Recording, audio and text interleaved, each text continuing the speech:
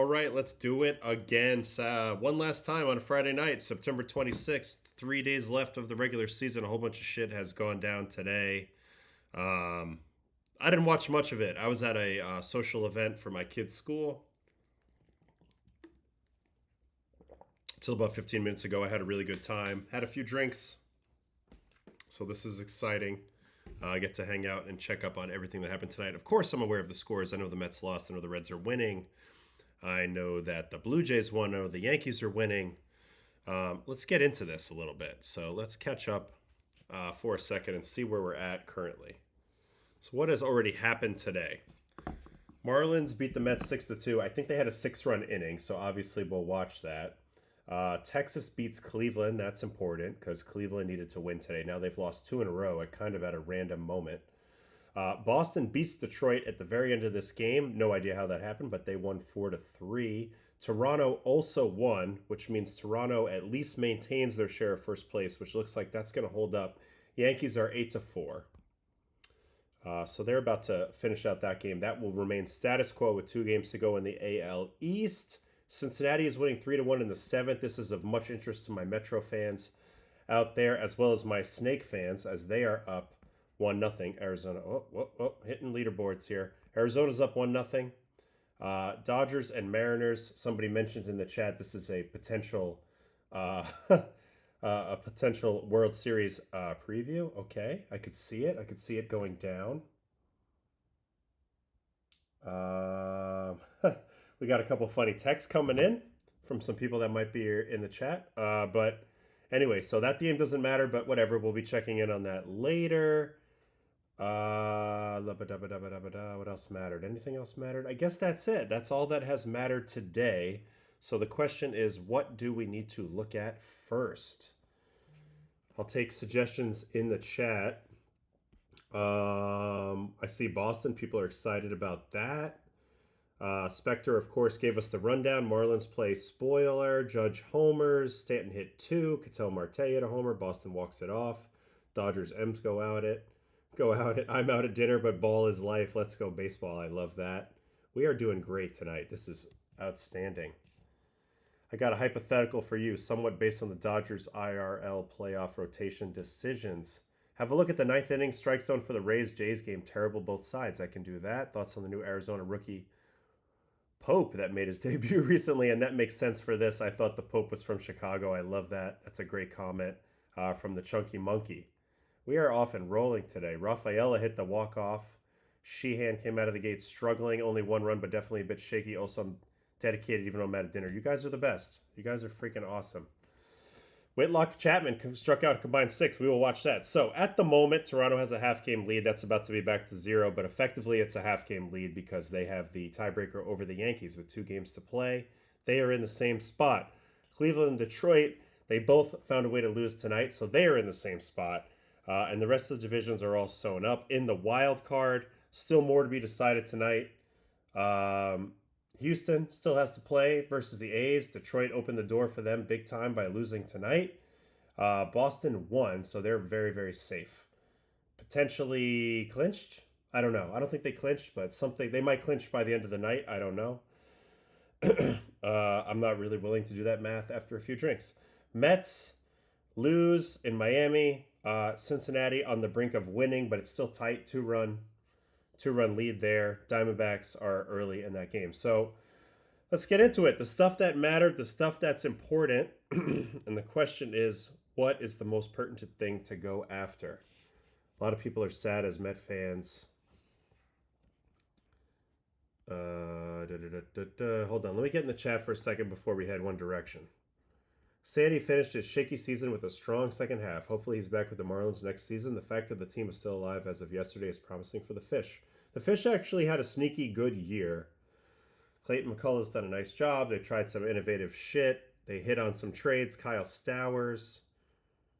I don't know if it's Kyle. Is it Josh Stowers? Stowers has hit for them. That was a good trade for them. That people thought that was a loss for them.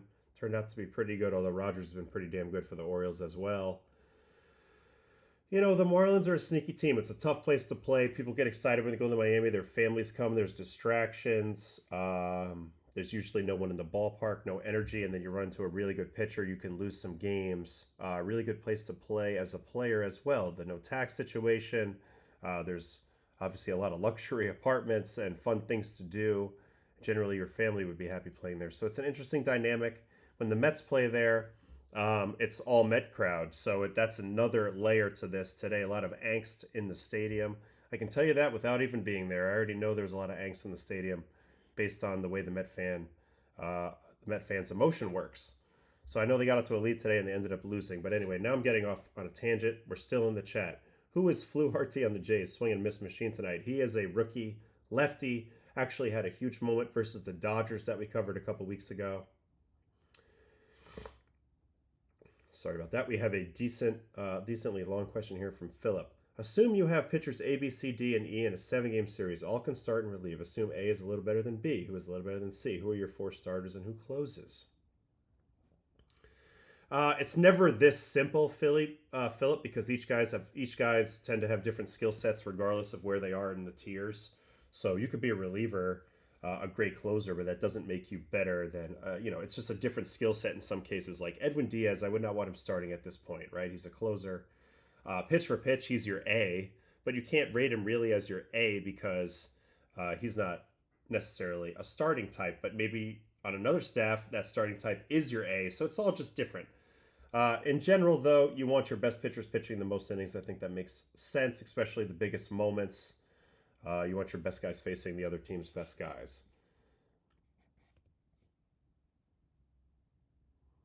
Nice pair of eyeglasses. Yes, these are my blue light blocking glasses, so I have a shot at sleeping tonight.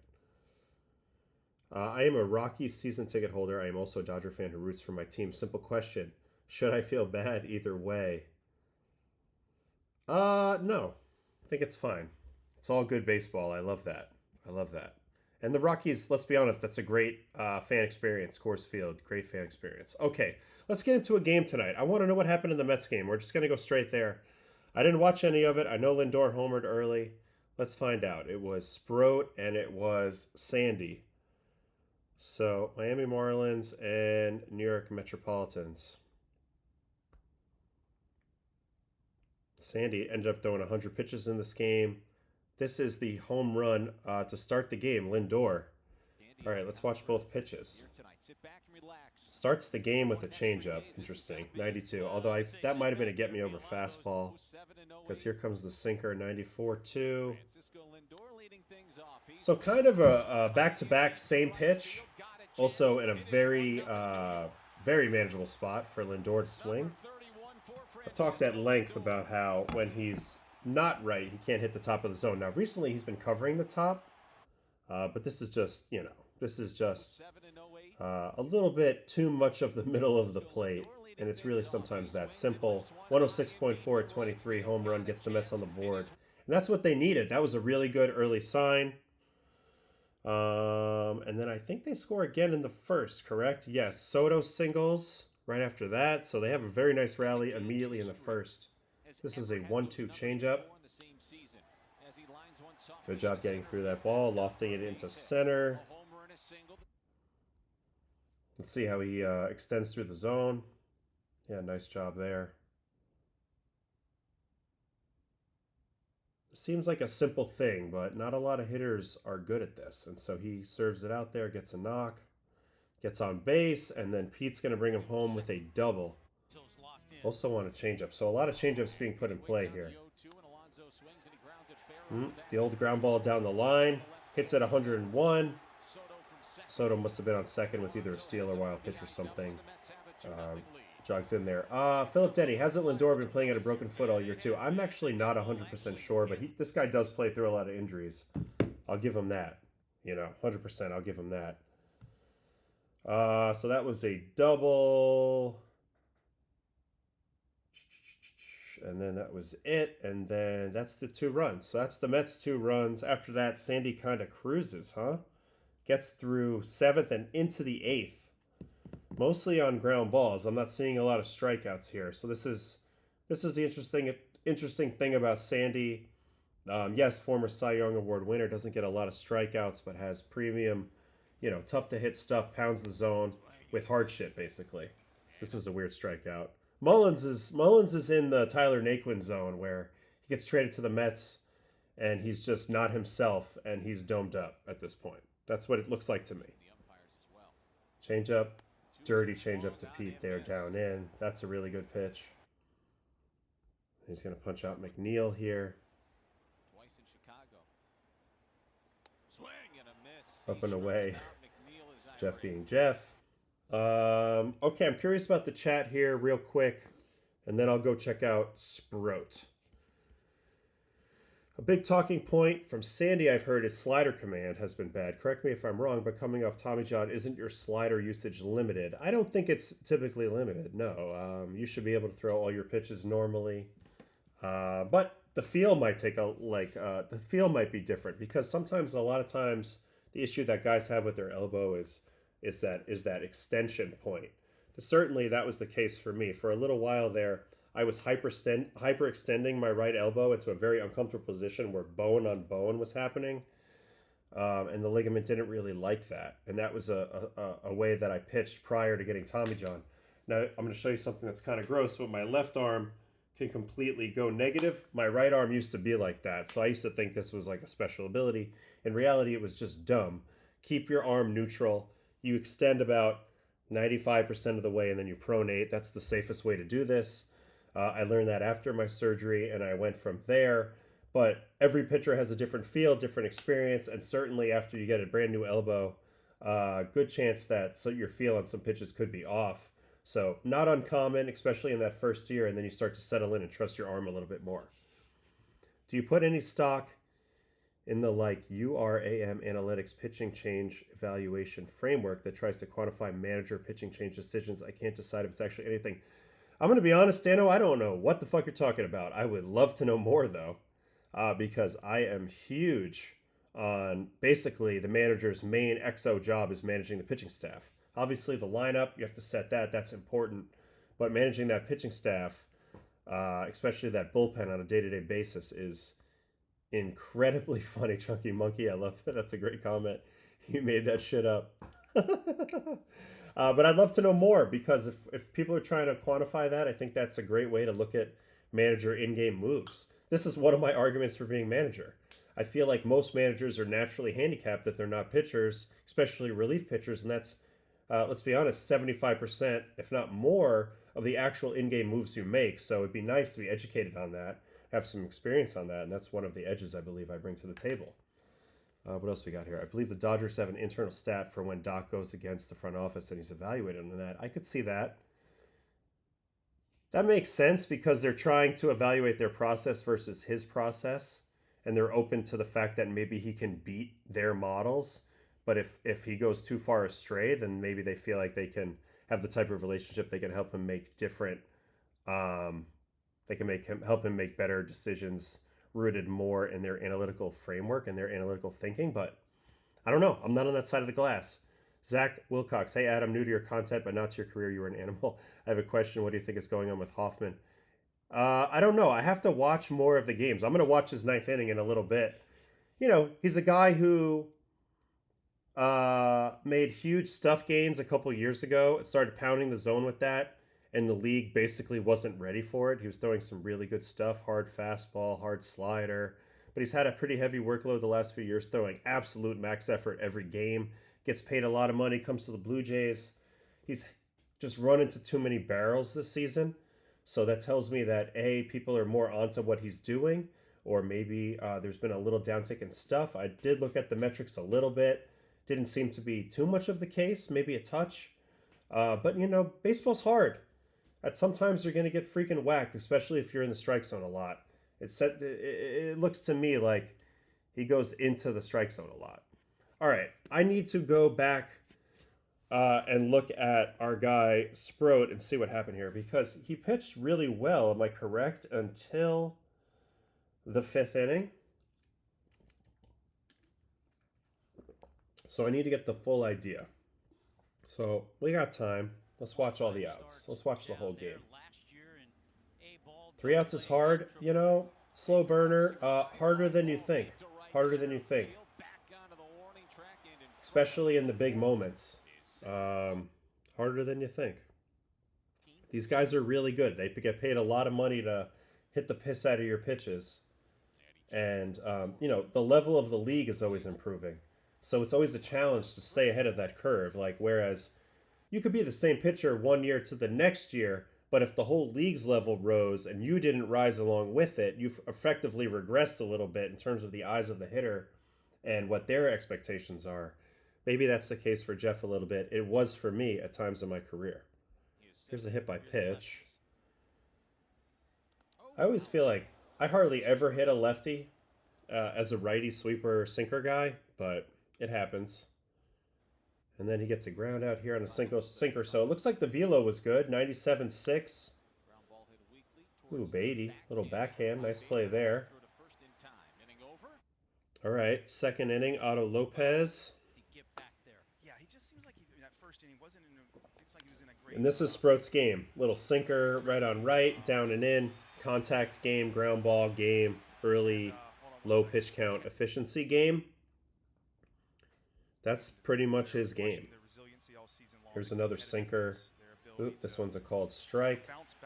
I didn't know Griffin Conine batted left-handed. This is the first time that I am learning that. And then Troy Johnston, a guy that I actually know. Going to get him with a changeup. Ooh, very nice. Very nice. Good tunnel there. Bottom of the zone, height to below. Very good. Very good location with that. All right, third inning, leadoff walk. Obviously, that's a no-no. Very good metric on this sinker, though. 1.5 inches of vertical break. Oh, drop the pen.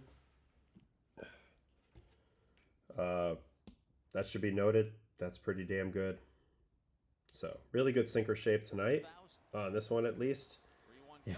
And, you know, this is the problem with today's game. This is a poorly executed pitch. I should not be, you know, giving him any credit for this pitch, but yet I'm looking at the metric and it's pretty good.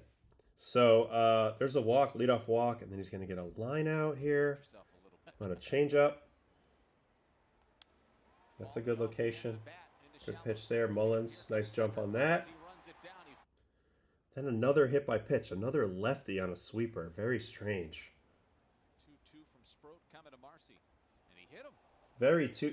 Very Marcy is irrationally angry about getting hit with a sweeper in the ankle. But anyway, he gets hit there. And now Augustin Ramirez is going to line out.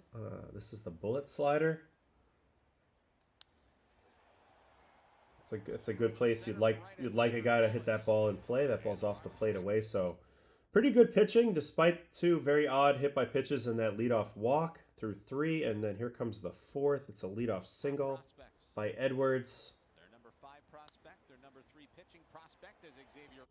Rolls it up the middle, but then you know what? He erases it with a double play. It's going to be a four-seam to sinker combo. I like this. Bouncer to first. Alonso's got it down to second.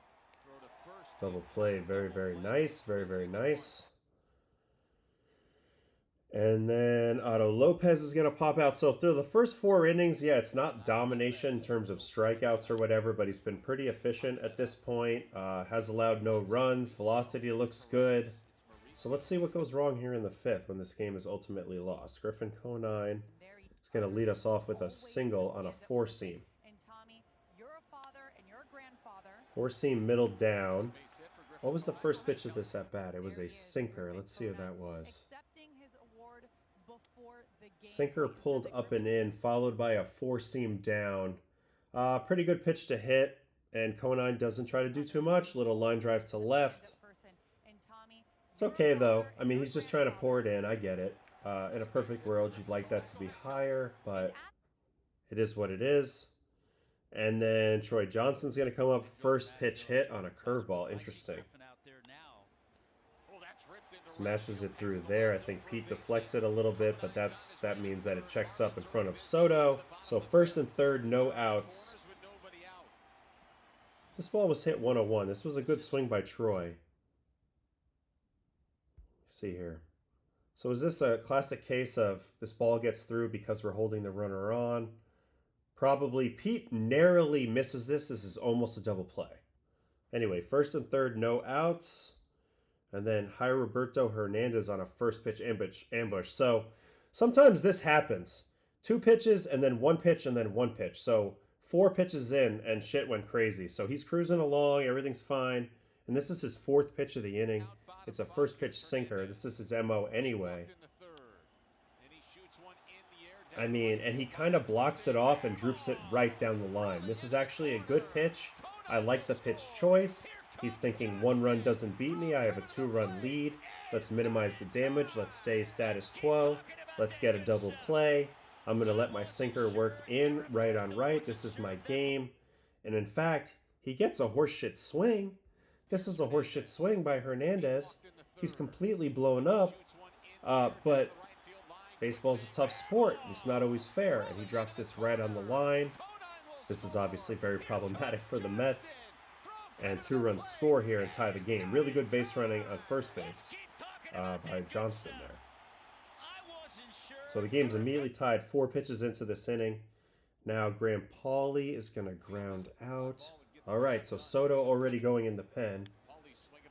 Mendoza always has a very quick hook. Not afraid to make the move. He always makes the move.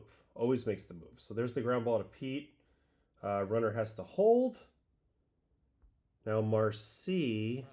They still have the infield in here, I'm assuming. Yeah. So that was a changeup down. Oh, shit. Changeup down.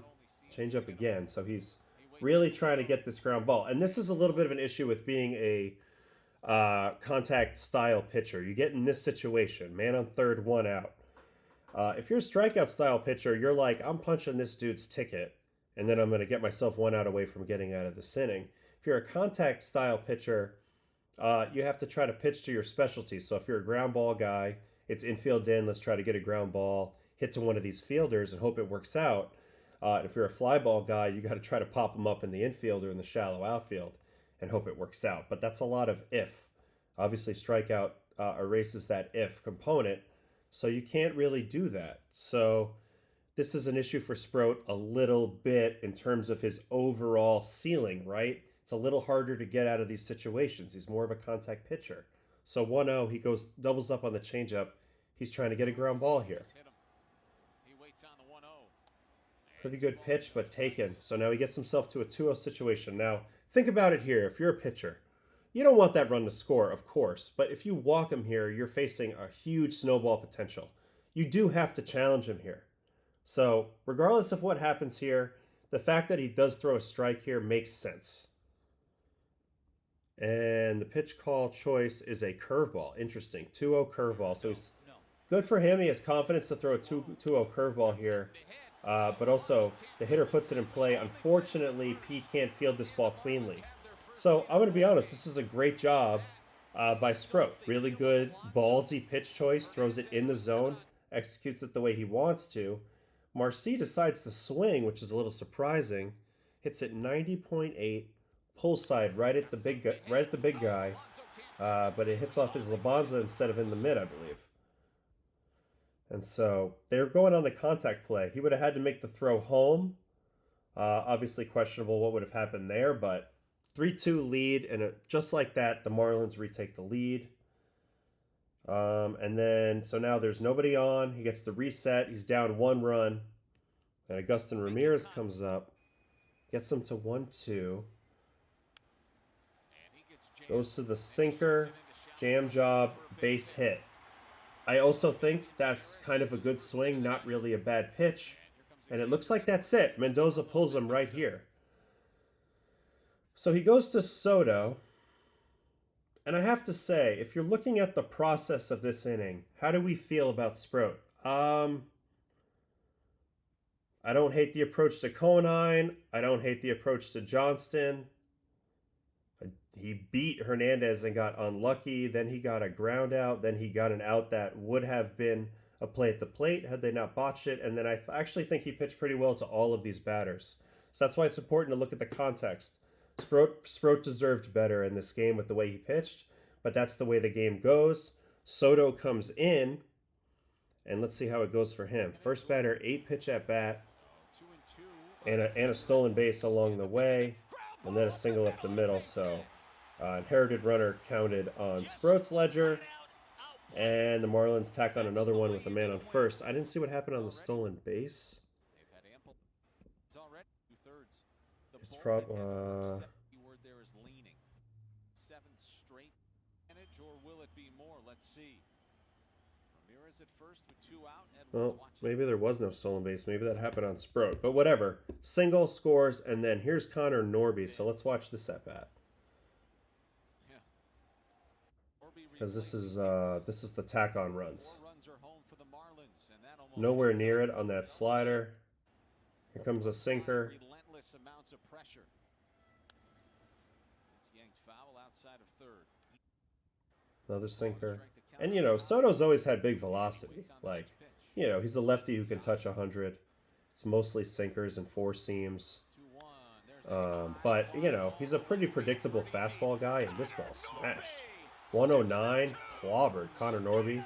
I remember Reed Garrett had played with him in the Orioles system, and he was telling me that this guy he thought was the real deal, Connor Norby. And here's a little evidence of that. This ball smushed. 98 middle in. Whew. So that makes it 6-2, and that's how the game ended. So a 6-run inning. I feel like Sproat deserved better. I feel like Mendoza had a little bit of a quick hook because that's kind of his game.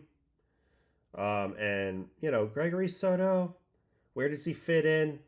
It's a little bit of the underbelly of the Mets bullpen. They're kind of running out of pitching a little bit. So we'll see what happens in the Reds game. Obviously, this was a big loss. They finished it out with Brazoban and Herget, so all their top relievers are rested. They will go all out tomorrow. I think Holmes is starting the game. Offensively, Soto looked fine, obviously, 2 for 4. Lindor was on twice. Nimmo 0 for 4. Pete 1 for 4. McNeil 0 for 3. He's looking very frustrated. Alvey 1 for 4. Mullins continues to struggle. Beatty didn't start this game, or he did start this game, but came out with an oblique problem. That's a big deal. I don't know. I told you before this series started, this is going to be a tough series for the Mets. You can throw the records out. They're in Miami. This is a tough environment to win these games in. So that's kind of where I feel like we're at. Let's see what we got in the chat about this game as I just went through that. The biggest problem in this game was that the offense gave up entirely after the first inning and Sproat was stuck pitching with no margin for error. I mean, did Sandy pitch well, or did you feel like the quality of the at-bats was not good? So, you know, remember, it's hard to score runs when the pitcher does what he wants to do out there. Jung Z, love skipping baseball all day than getting the blessing of going pitch by pitch in the nightcap. You know what? That's the same. That's the way I feel. I didn't really have to watch because now I get to watch it that much better. How does spin rate matter for certain pitches like fastball? Sproat's four seam is barely 2,000 RPMs, which I'm not sure I've ever seen before. It does matter because it's spin rate creates a higher ceiling on a pitch for a movement in any plane. So it applies with four seams too. The higher spin you have, the more that spin, regardless of the spin efficiency. The more spin in general, that's backspin, will resist gravity's pull a little bit more and keep that ball up a little bit more. So on a four seam, it's a big deal. And when guys were using the sticky, if you go look at the first half of 2021, there's dudes averaging 2,600, 2,700 on four seamers. And that's insane. Those balls were like back spinning and kind of looking like they had a lift effect to them. So it just kind of sets that ultimate ceiling of a pitch. It's not the be all and end all. You can still throw pretty risey fastballs. There's a guy, Kentillo, right now on the Guardians who has a low spin four seam that has excellent lift on it. Because if you have good efficiency, the efficiency is still more important than the spin rate. But the spin rate's another factor. So Sproat is a low spin pitcher, full stop. He needs to lean into that. Change-ups, sinkers, gyro breaking balls, like AKA death balls, are all going to be really good to him. He has found a way to have a pretty good curveball and pretty good slider. So I give him credit for that.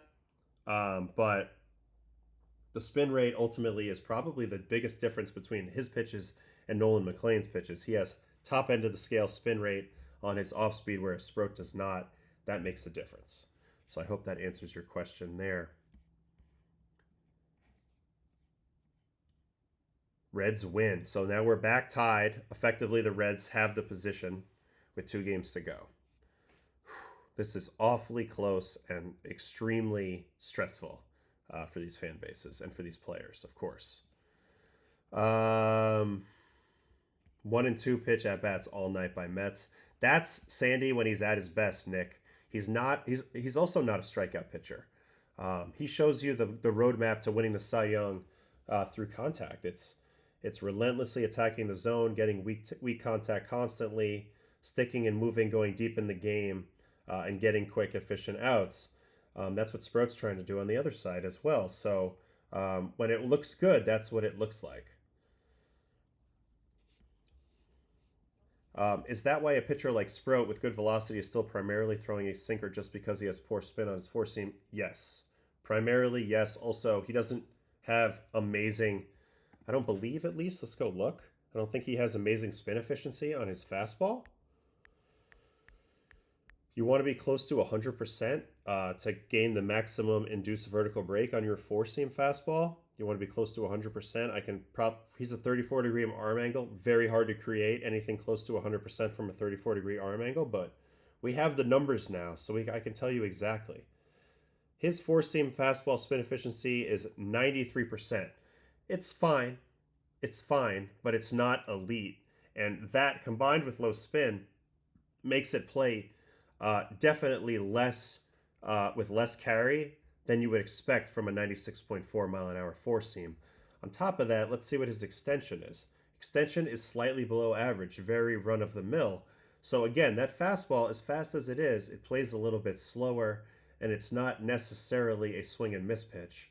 It's an important pitch to throw at times, but based off of his spin talent or lack thereof and his velocity talent, he should be leaning more into pitches with low spin.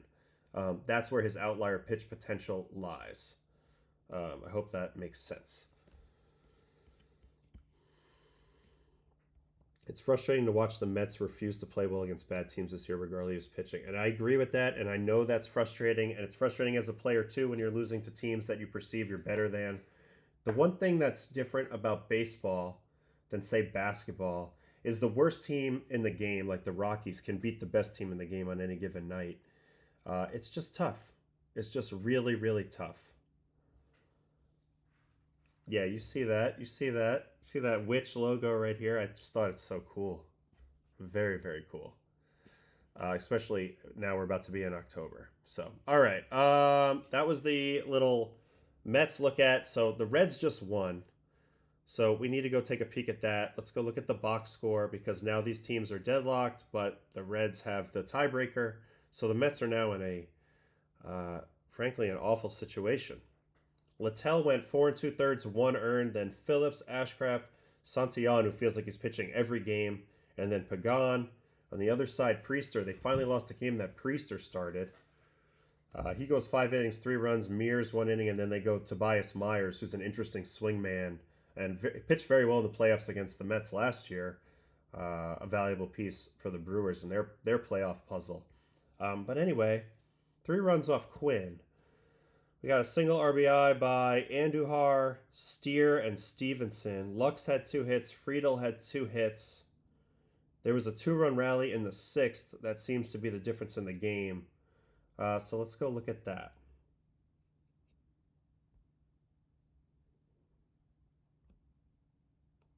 So Cincinnati Reds and Pittsburgh Pirates.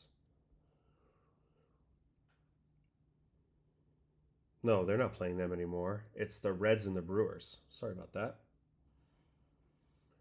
Yeah, Quinn Priester, who was with me this spring training. Really nice kid with the Red Sox.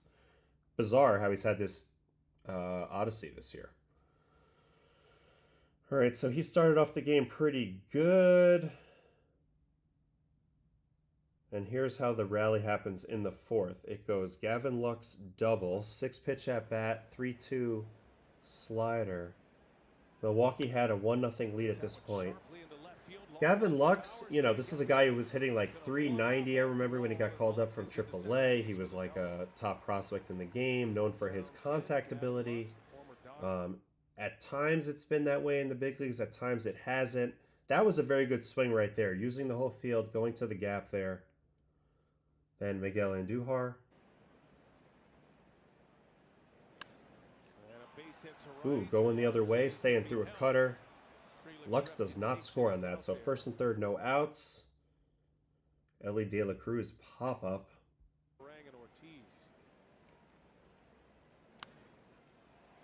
So that's a very poor out there. And then Spencer Steer gets the hit, and this is the first run. It's on a slider. Little ground ball through the hole.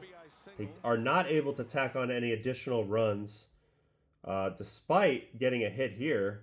Tyler Stevenson. So this is their big early opportunity. They just tied the game up. They got first and second. Stevenson pulls another ground ball over there. It works out. Good base running there by Steer to get the second. So bases loaded, 1 out, and then they kind of let Milwaukee off the hook here with a double play off the bat of Key Bryan. Yeah, a little ground ball. Wow, look at Joey Ortiz attack that ball. And they made some bad throws, but they still get the double play. So huge there. And let's see how they get. The next rally comes in the 6th. So this is the game-deciding rally right here. It again starts with Gavin Lux. Let's watch both pitches here. Priester's a lot of cutter and a lot of sinker. Backdoor cutter there. Cutter again. Lux again going the other way. This one he slashes down the line. Bowers can't make the play. He ends up all the way at third. So obviously that's big. Andujar comes up. That was down and away. Brewers bring the infield in. Sinker in ball. To see where Lux was, and it cost him. Yeah. It's a big 90 feet with nobody out. A lot of weight. Where are they playing the infield here? They're playing them mostly in. Not a suicide in, but in. So he's looking for contact here. He's not really a strikeout guy. Similar to Sproat here, you're looking for the right type of contact. And Andujar stays through a sinker really nice there. Lines it to center, and that's the first run. And then Ellie this time doesn't have an empty at-bat. He's going to get a hit on a sinker. 2-0 sinker. Oh, hits the base. So, all right, things going the Reds' way a little bit today. Baseball gods on their side here. Could have been a double play. Instead, it's first and third. That chases Priester from the game.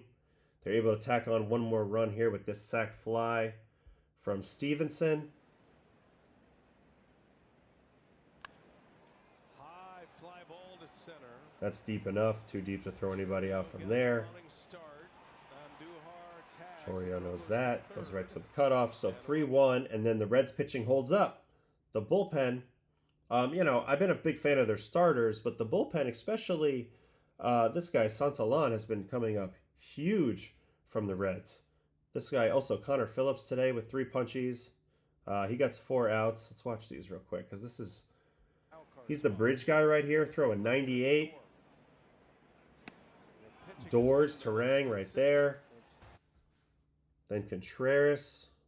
He's going to get him with heat. Ooh, Paint. Paint on the corner. So this is a huge 4 outs in the mid part of this game. Frelick kind of slaps at it, pops it out to left, and then he punches out Vaughn. So faces 4 batters, punches out 3 of them. This is a vicious sweeper. Yep, see ya. And then the rest of the bullpen does their thing as well. Ashcraft, 3 up, 3 down. Santalan, 3 up. He does have a walk, and then he gets this double play. I'm curious about this strikeout. Is it a fastball up? No, it's a slurve. Ooh, good pitch. Tough guy to strike out. Certainly was one of my nemesis. And then he gets a big double play here out of Terang, who's quietly been an outstanding player this year for the Brewers. Ellie whips that ball very nicely. In the 9th, Pagan, 3 up, 3 down. Reds hang on. Here's the final out. And now they are effectively in at the moment with 2 games to play after the Mets dropped that game. So The Reds have been scrappy. I don't think they have anywhere near the talent of the New York Mets, but their starting pitching has been outstanding. Littell was good again today. They certainly have some guys to pitch the next 2 days, and I'm curious what the Mets have. Who are the Mets going to pitch the next 2 days? Holmes is going to start, and it'll be all hands on deck, but who's slated to pitch the last day of the season? Does anybody know that? All right, let's see what we got here. I heard about Brock Stewart getting hurt. That kind of sucks. He had really made a huge second half of his career comeback. I remember him with the Dodgers. You know, when he reappeared with the Twins last year, he's throwing 100. It's nasty. So, sucks for guys to get hurt, obviously. It's one of my pet peeves. Is I just hate to see injuries derail a guy. Sox clinched tonight. Kyle Harrison looked okay. Didn't seem like he had great control. We're definitely watching the Sox, I think, next, because that was the biggest game of the night, if you want to know the truth. Both teams, Tigers and Red Sox, it's all on the line. The hands of the guys with that spin must be getting shredded without the sticky. You can take care of your hands nowadays if you know what you're doing. Sox never gave Priester a chance. Could have definitely helped with all the injuries. 100% true, but also it's hard to see. I mean, he's been way better than could have been possibly projected. So you just got to credit the player and also the circumstance. And, you know, Pat Murphy and the Brewers. Yankees had good at-bats against Rogers. What do you think about Hoffman in the ninth against the Jays? We're definitely going to watch Hoffman in a minute. Jack Leiter pitched well. That was big because that was the Guardians losing. Peterson would be the guy. Potentially is plea to Pat saying, and Chapman was great again tonight. Okay, we're going to Red Sox Tigers. We are definitely going there now. Let me look at the box first, get a sense of that. Mize, 6 1/3, 2 earned, no walks, 8 strikeouts. Finnegan and Tommy each gave up a run. Harrison, 3 innings, 7 hits, 3 runs, 3 walks, 6 strikeouts. Alex pulls the plug. Slayton into the game as early as I can ever remember him. In the 4th inning, he goes 2/3 of an inning. Then Matsy, Weissert, who's had a sneaky good year. I don't know about his inherited runners, but at least for himself. Zach Kelly, of course, Whitlock, and Chapman. So, bullpen, unbelievable for the Sox tonight. Offensively, that man is hot. Yoshida, 3 for 4. Romy, 1 for 4. Sadon, 2 for 4. Story goes 0 for. Bregman, 1 for 4 with a double. Duran with a hit. Narvaez on the other side. Torkelson, 2 hits. All right, it was a big 3-run rally in the 4th for Detroit. So Harrison must have started well and then ran into trouble in the 4th, and then we'll watch the Red Sox chip away and watch their pitching. All right, Boston and Detroit. As I mentioned, it was pretty good early. Here's an early strikeout from, here's an early strikeout from Harrison. First and second, nobody out. 0-2. That fastball definitely plays, especially when his velocity is good like this. Now, one thing I did note in that first start that I looked at, his velo was down relative to San Francisco, but this is a pretty screaming heater, 94.7. With his angle and everything, plays up in the zone. There's a punchy. Here's a Parker Meadows called out on strikes on a fastball. This is only 92. But yeah, so it looks like it started out okay. This is 95. Perfect pitch there. Then Torres. So he definitely did some work early in this Wago. Glaber gets beat up and away. In San Francisco. Yeah, Dano. Tommy ran into trouble. If you go look at his splits, he ran into trouble in one period of time where he gave up a gazillion runs. Other than that, it's been the same, but that definitely has happened. All right, then he runs into trouble. So here's the 4th inning. Here's the 3-run inning from the Tigers. Ibanez walk to lead off the inning. Always a bad idea. And I would know I did this entirely too much in my career. It's a 5-pitch walk to Dylan Dingler base hit. This is only 91, so maybe there's some fatigue here. Also, his ball doesn't play the same down in the zone. First and second. Parker Meadows. Here comes a bunt, so I like it. Little small ball attempt here. Big hole left side. There's a bunt laid down by Meadows. Drops it down. It's a perfect spot. Bregman doesn't even touch it. Nobody touches it. Bases loaded, no outs. We've seen some really effective bunts lately. I'm not advocating for a lot of bunting, but we've seen some effective bunts lately. All right, bases loaded. Javi. Let's watch this whole at bat. Singled his first time. First pitch heater away. Big hack.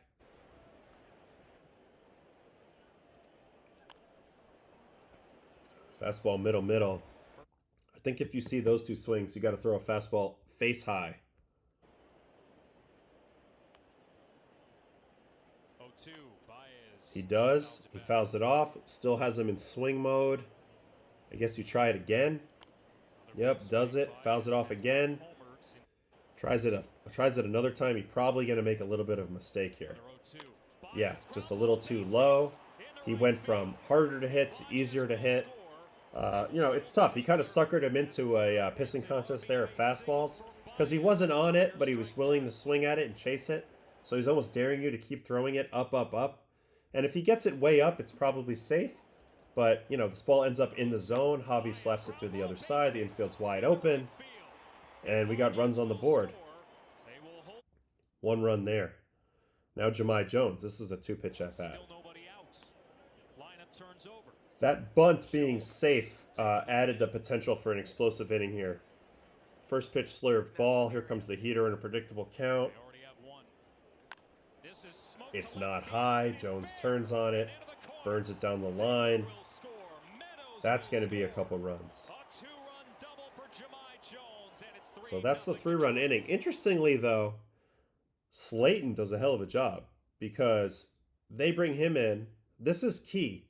A lot of people wouldn't recognize this effort, but this might have won the Red Sox the game. Slayton comes in. He's got 2 guys on, second and third, no freaking outs. Gets a ground ball to Story, nobody advances, 1 out. Then he walks Wencel Perez. Basically doesn't give in, which I respect a lot here. You'd rather walk him than give up contact there. And then he's able to get Torkelson to pop up, which is as good as a strikeout in this spot. And that gives Alex a window to go for the save the day play here. He then brings in Matsy, who to face the lefty in Riley Green, who gets a first pitch line out. Kind of jams the crap out of him. Duran comes in and catches it, and they're able to keep it there. So it was a horrible inning, not looking good for the Red Sox, but it could have been 5 runs very easily. It's only 3. That proved to be huge because they throw zeros the rest of the way, and they're able to chip away at this game. Bregman in the 4th inning leads off the inning with a ground rule double here. Also, these jerseys are fire. Yes, Gary Butterfield. 10,000% these are fire. I need to get my guy Tommy McLaughlin, the Red Sox clubby, to send me a number 0 one of these because these are heat. Also, did the right fielder have a shot at this ball? What happened here?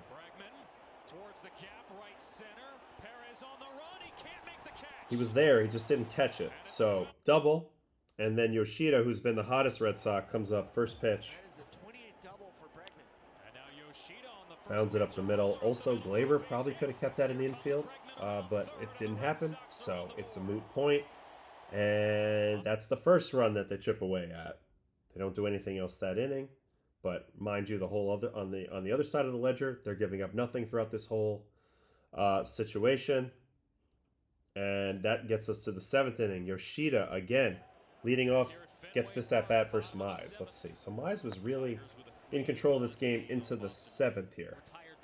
Starts off with a ball. Really good split there, 1-1. That was the pitch he was known for out of Auburn when he was 1-1 in the draft. Heater away, Yoshida. Man, slashing it the other way, beautiful. So now he's on. Romy ends up lining out, so there's 1 out, but then Sadon with a huge hit here.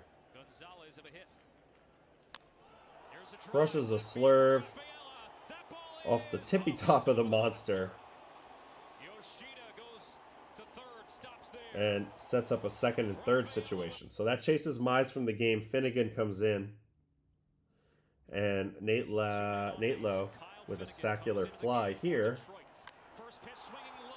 chips away again. So again, holding them to that 3-run inning when it could have been 5 proves crucial. They're able to chip away. They get 1 the other inning. They get 1 this inning. That's all they get. But then in the 8th inning, they face Finnegan again. They're able to chip away. Narvaez starts it off with a single. This is just relentless. We're not going to give in baseball. We're going to put balls in play, and we're going to get rewarded eventually. Narvaez with a single there. Duran. 3-1 count. Challenge heater. Slashes it the other way. That's going to tie the game. Somehow Eaton ended up on third, so something must have went down there. Let's see here. Eaton came in and pinch ran. Nothing on that pitch. Pick off here. Nothing there. Here's a ball he's probably stealing, I'm going to guess. No. So it all happens on the next pitch or the next 2 pitches. Here, he goes here, and it hits the ricochet off the foot, so he goes to third. Okay, so aggressive base running, even when behind, risky base running pays off. Yoshida gets on, they use Eaton. That's crucial, gets to third. Actually, it was Narvaez who got on, then they use Eaton. So Duran's single ties the game up. And that gets them to another situation in the 9th. They face our guy Tommy Canley. And it's 2 guys that get knocks here. Romy Gonzalez. This guy's been... Where would the Red Sox be without Romy this year? Left a man stranded 90 feet away. They chip away. They keep beating at it. Eventually the dam breaks. The Red Sox dugout's electric right now. Romy with the hit. And then Sadon with the triple now. Of course, you've got to be sitting on the changeup off Tommy. So changeup in this at-bat. This ball smacked. 100.4. Just out of the reach of the center fielder. Romy's chugging around, and they walk it off right then and there. So, huge win for the Red Sox. Huge loss for the Tigers. Massive loss for the Tigers. And now the Red Sox are, essentially where they need to be. They have clinched a postseason start. Postseason game, and the Tigers' nightmare continues. Luckily for them, the Guardians lost as well, so they're still in it, and now the Red Sox have clinched. So now the kind of momentum switches and the onus kind of switches onto the Tigers. And yes, we have to watch Whitlock and Chapman. All right, let's watch all the pitches from Whit tonight. Saying, I want to be in the bullpen. Very few pitchers. Sinker ball 1. Goes to the slider. This is the pitch I think that has kind of regained him his footing as one of the best in the league. He's not a 2-pitch guy anymore. He's got a legitimate slider to go along with this pitch, which I call the Bugs Bunny. I mean, this is Bugs Bunny. 82.8 off of his usual 95, 96. 0 vert. Sometimes it's negative vert. So it's a speed and movement combo. He sells it really well. He's got epic amounts of extension. He has got great command. That's an elite pitch for me. And he gets to 1-2, and he gets this punchy on a slider. And it's also it's a command game. You don't have to have the biggest breaking slider in the world if you know where to throw it. And look at this. It's basically a 0-0. 0.5, negative 2.0. It's not much. It's a pure gyro. Ball's coming out, and it's just sort of gyroing. It's got a big dot on it. So the hitters can see that dot. But it has a hit me sign on it until it slides very late at the last second. And look at this ball. Comes out, heads right for that corner, so you have to swing, and it just gets outside the barrel. Also, speed-wise, it's right in between there, 86.6. So he's got the 3 levels of speed, fastball, slider, and the changeup's way slower. So it's a different dynamic than a lot of guys nowadays, where the changeup is actually the middle speed pitch, and the curveball or the breaking ball is the 2-speed down pitch. His works the other way. The changeup is the 2-speed down pitch. And I think that's a little unique to him, and I love it. And here's a Parker Meadows 3-pitch punchy. The lead back to a game in the American League Central. Can take their magic number. 2-seam front door, strike 1. Cambio off of that. Sox might be in no matter what. Beautiful. And now slider. So he gives them all 3 pitch types here. This was a back foot. You can see that ball give out. This was a fun camera angle. We'll watch the real one, but check this out. Ball disappears from center field. Let's see what it looks like. Yeah, that's back foot. It's beautiful pitching. And then Baez, this is a 9-pitch at bat, so let's watch how he goes about it here. Javi's always swinging, man. Slider, strike one. Here comes the sinker in. Yeah, 0-2. Can't believe he survived 9 pitches after these first 2. All right, that started a little bit too far off. He's going to try it again. 1-2. No. Yep, overcooks that. So that kind of reset the at-bat, those 2 misses. Good changeup. Somehow he stays on that. Double up. Ooh, barely hits that. You can see, this is such a cool camera angle. This ball just doesn't get there. That's great. Yeah, he barely hit that.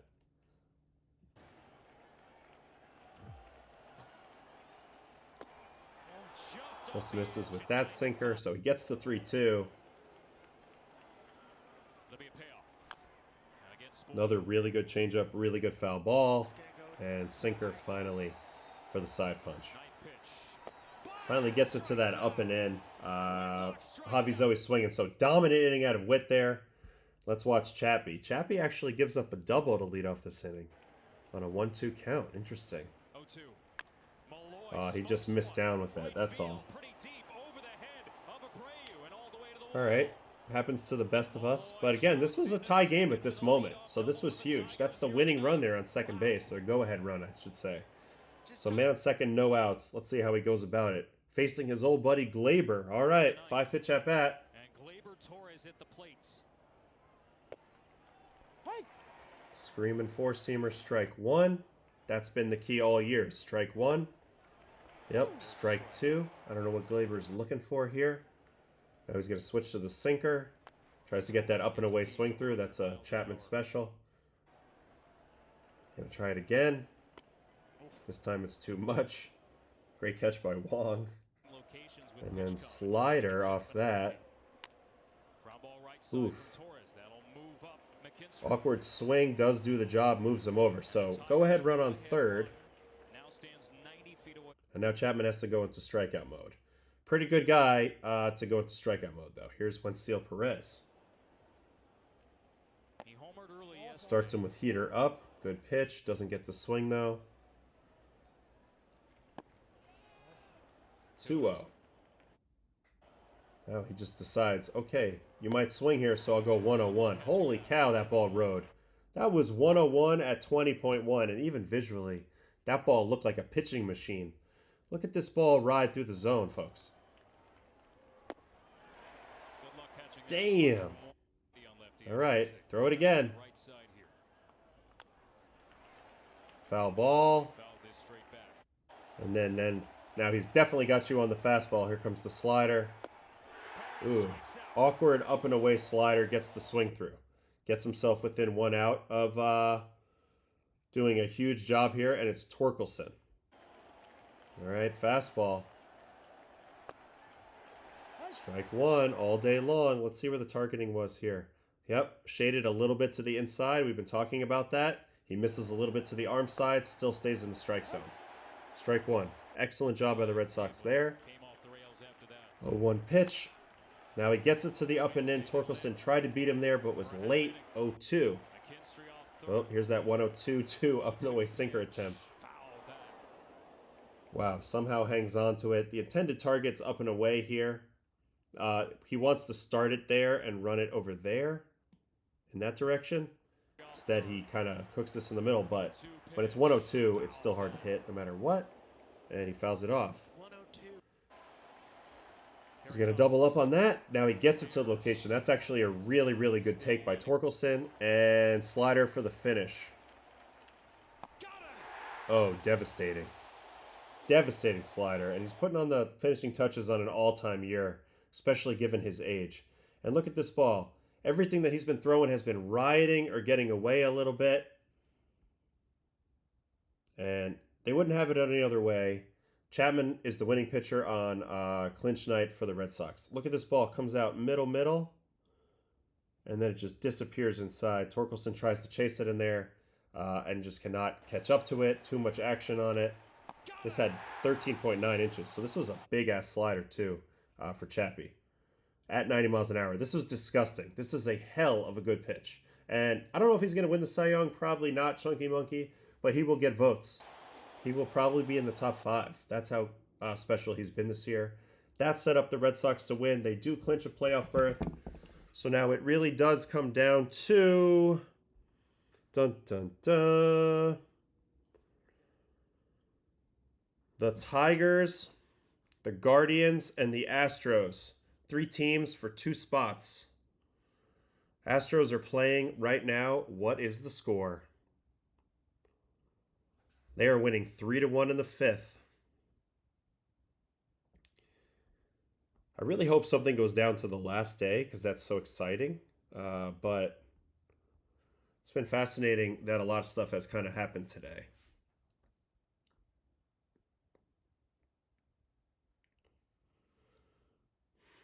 Yanier Diaz with 2 hits, Walker with a hit, Correa with a hit, Cole with a hit. It was a 3-run 4th, so that was the big blow so far. They're very fortunate to be facing Hendricks, who's definitely at the end of his rope in the baseball world. Trout homer, so we'll watch that in a moment. I want to answer some questions in the chat, or at least converse in the chat for a minute before we get into another game, because that was a lot, that Red Sox. It was a lot of talking, so I need a moment. I need another drink of water.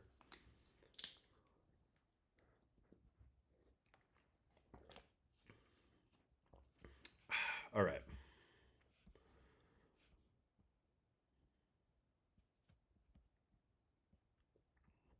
Romy has been huge. I think I heard he had a 110 OPS plus this year against righties after being a short side platoon guy. Yes, he's been very good against both.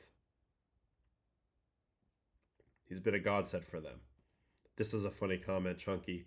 Trevor Richards is a 3-pitch guy, fastball, changeup, and wild pitch. I can relate at times. Yes, Mike, Red Sox clinched. Congrats to all the Red Sox fans. You're back in the dance. Do you guys think Chapman is locating his fastball on purpose or what? I think he was more referring to the pitchcom saying giving a location as opposed to just giving pitch. Now it's saying fastball inside, whereas maybe on other teams it just said fastball. So I don't know. Maybe that just triggers a different visualization in his mind. Everybody sees things differently. So maybe that's it. I don't know. Great relief core for a team so underrated. Astros season in shambles since Hader's injury. Even with Yordan hurt, they found ways. It's true. The Yordan injury is kind of spells doom for them eventually. But yeah. Connor Phillips should be the Reds' closer in the postseason. That's a big time statement there. Drop shot Masta. What about? You don't trust Pagan, I guess. I don't know. I guess they'll figure it out. San Diego City Connects best jersey in the league, Nicholas Dugas says. Shame it's Yankees Red Sox only in the wild card. It's still very nail-biting if that's the case. The Jays have not officially clinched. They are still tied. Both teams won tonight, Yankees and Jays. And yeah, Yankees and Jays are still tied. Jays have the tiebreaker, but it's not over yet. 2 games to go. Too many home runs and walks for me. I get it. You want your closers to be punch out and no walks. I get it. All right. This game definitely matters if we're still talking American League. So Houston and the Angels, it's ongoing right now. Let's go look at that 4th inning for the Astros. Houston and LA Angels. It is Kyle Hendricks. Wow, 108 pitches they allowed him to throw in this game. That's kind of dope. 4th inning. It all happens kind of quick here. Looks like. Correa lines out, and then Christian Walker homer. 8-pitch at bat. Let's watch the whole 8-pitch at bat. Tonight so far, 8 with his changeup. Sinker 86.1. Yeah, amazing what he has done. The transition. The professor. So he gets him to 0-2 with that rainbow curveball. Doesn't get him the fish there. It's not that far away from the plate. Sets up the next pitch. Still out of Another curveball. Here comes the four seam at 86.1. Tries to go up with it. It's just funny to look at his metrics, because in a day and age where everybody else's metrics are so impressive, it's just funny to watch his. That's just a weird pitch. Dead zone vert to some extent with no real movement. 86, middle, and he mishits it. Now he's gonna go change up and get clipped. Ooh, really good swing, dead center. 108.3. Damn, center fielder got up for that, but it was a little too late. All right, so there's a dinger, and then we got a Yinier Diaz double. It's just not fast enough to do anything to you inside, so he's able to turn on that, and he legs out this double. And then Zach Cole, who's actually come up and done a pretty good job as a rookie, is going to get a big hit here. What do you think? Shortstop, third base. Plays both ways. Ooh, change up down the line.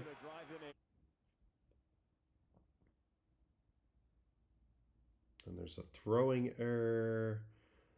So I guess that was kind of it. That was the 3 runs. There is a Trout homer, so let's watch the Trout homer. It's on a sweeper. First pitch sweeper. It's at 107. I mean, sweet camera angle. Here it is.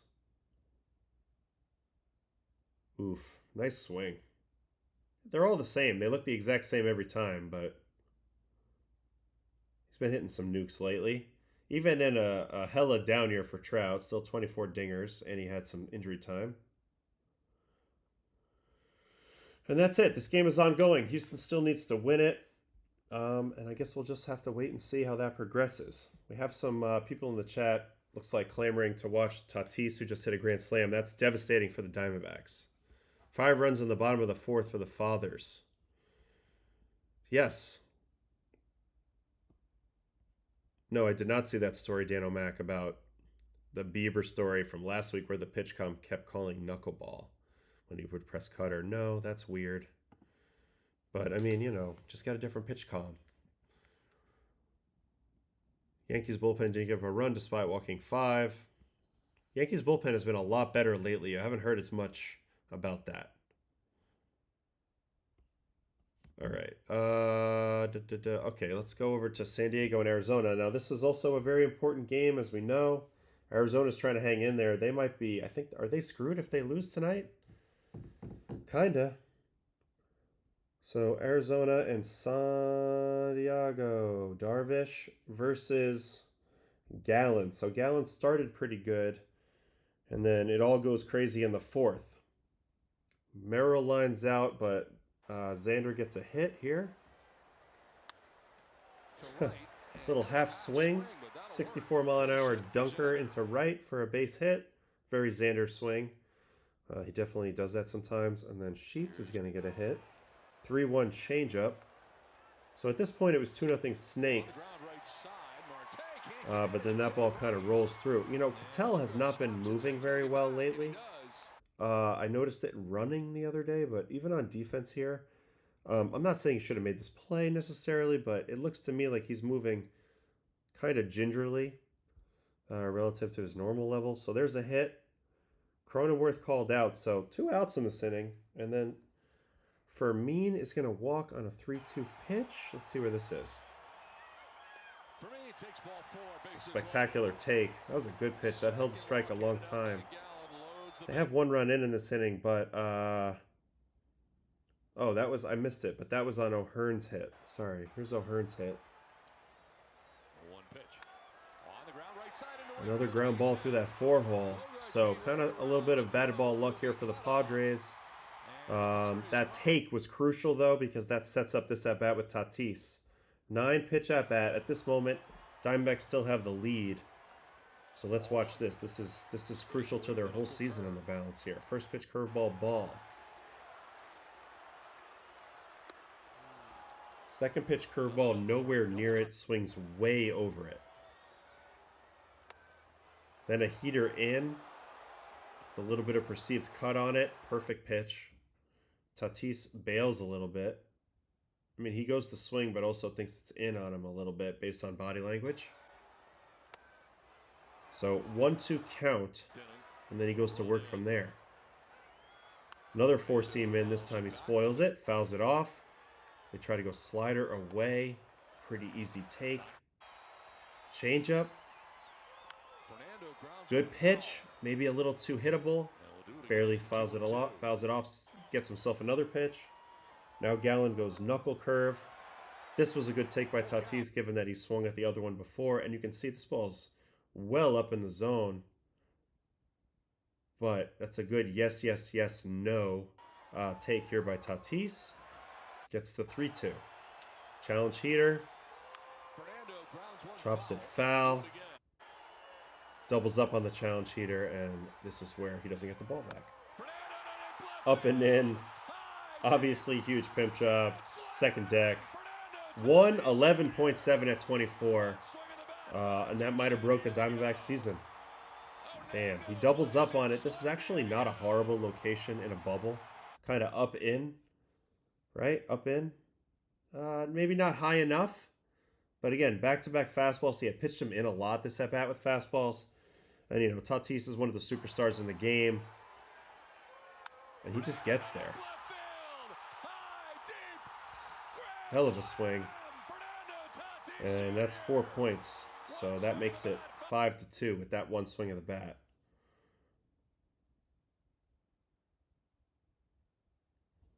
Very impressive.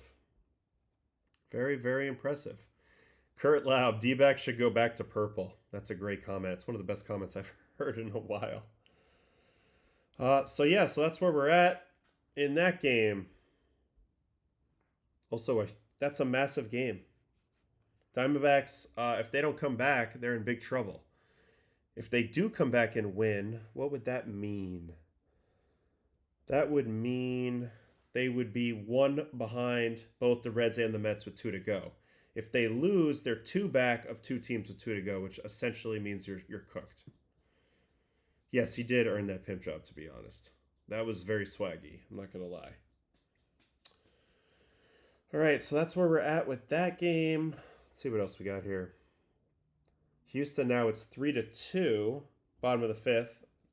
Angels have a runner on second, so Houston is desperate to win. They're hanging on. Dodgers and Mariners, this game doesn't really matter. Royals and A's, it doesn't really matter. Giants and Rock Show doesn't really matter. There was a Cubs game versus the Cardinals today that didn't really matter. I know PCA hit a home run. Interesting to note in this Phillies game, which didn't matter in a way, but it mattered a little bit for the Phillies. And obviously we haven't talked much about the Phillies in a few days because they've had it all wrapped up for a while. But we're going to be watching a lot of Phillies because they're a team with a bye in the playoffs, so we're going to be seeing them. This was important. Aaron Nola, 8 innings, 2 hits, 1 run, no walks, 9 strikeouts. Now, I know the quality of the opponent isn't top tier. It's the Twins. They've been getting dominated a lot lately with the lineup they've been running out there. But still, for Aaron Nola to have an outstanding performance, I think is important. They're probably going to have him on the roster in some capacity. There's a good chance he has to pitch a critical game at some point, or at least some critical innings. And then Duran got to run out there and do good as well. So I'm not going to watch it, but maybe I'll look at the let's look at the breakdown on Nola, because I'm curious how he went about it at least.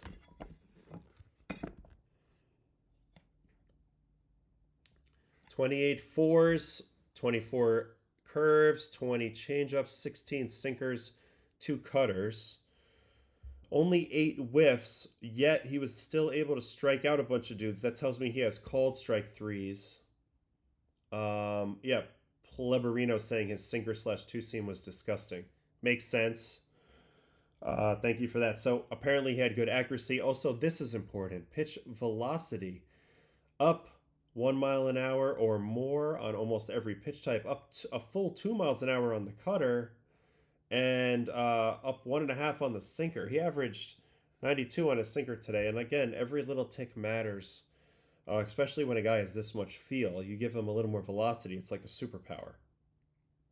Exit velo was great, 88 for the game off him, so nothing really there. Only 56% zone swing as well, which tells me he was getting some called strike threes. That makes sense with what Pleberino was talking about. Yep, Nick, we just watched the Tatis Grand Slam 9-pitch at bat. He pimped it. That was sick. Yo, Adam, I was your catcher with the NY Giants with Pedro Caesar. Yes, my guy. What's up, buddy? We had a squad back in the day. I know I was only there a little bit, but was your last name Espinal? I feel like it might be. We had a squad. I remember that. All right. So that mattered. I wanted to check on that. Washington and White Sox looks like that was kind of crazy. That ultimately did not matter. Okay, Yankees and Orioles. This mattered, so let's watch that. And we'll check out Toronto as well. That was Chris Espinal. Cesar, damn. I'm sorry, bro. We're talking, what, 25 years ago now? Cesar Paredes, nice seeing you, brother. Appreciate you checking in over here, man. All right, Yankees and Orioles. They got Rogers today. He how did he turn out? Did he give up some runs? Looks like Stanton clips him, so let's watch this at bat. Yeah, pinstripes. That was an amazing experience. Sinker up middle, strike, change up off that. He's at 59 ribbies. Ooh, so he got him to 0-2, and, you know, this is the full Giancarlo experience at times.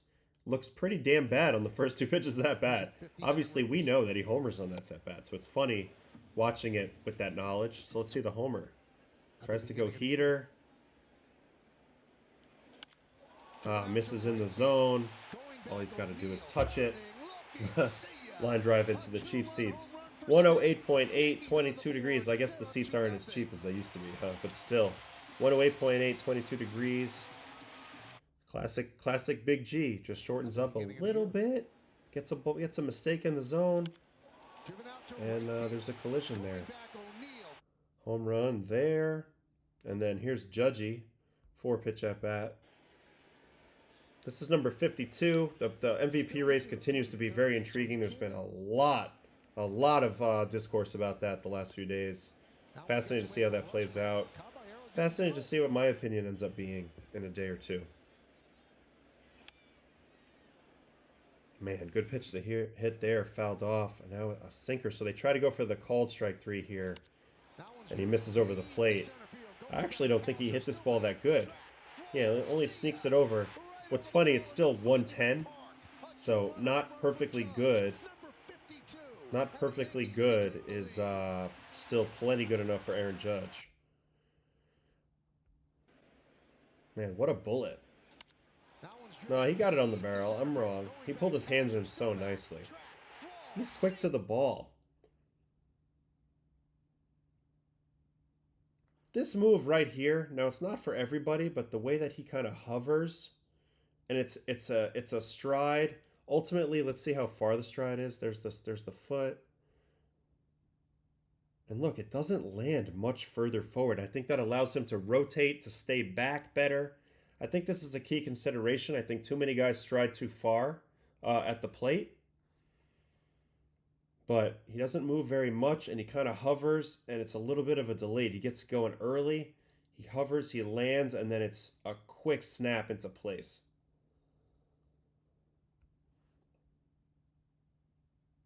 I mean, it's really dialed in. He's figured out his swing so well, and I think what was more important to him was quickness to ball over everything else. And then here's Stanton's second homer. It's a first pitch this time. Change up this time. Interesting. I mean, this time 112 at 30. I mean, over everything. Just an incredible home run. Rogers is like, I don't even know what to say about that. Yeah, I mean, get in line, buddy. He's clipped us all. So he's over 450 pumps now. He's getting into playoff Stanton form. which is going to be big here. High fly ball. Deep left center.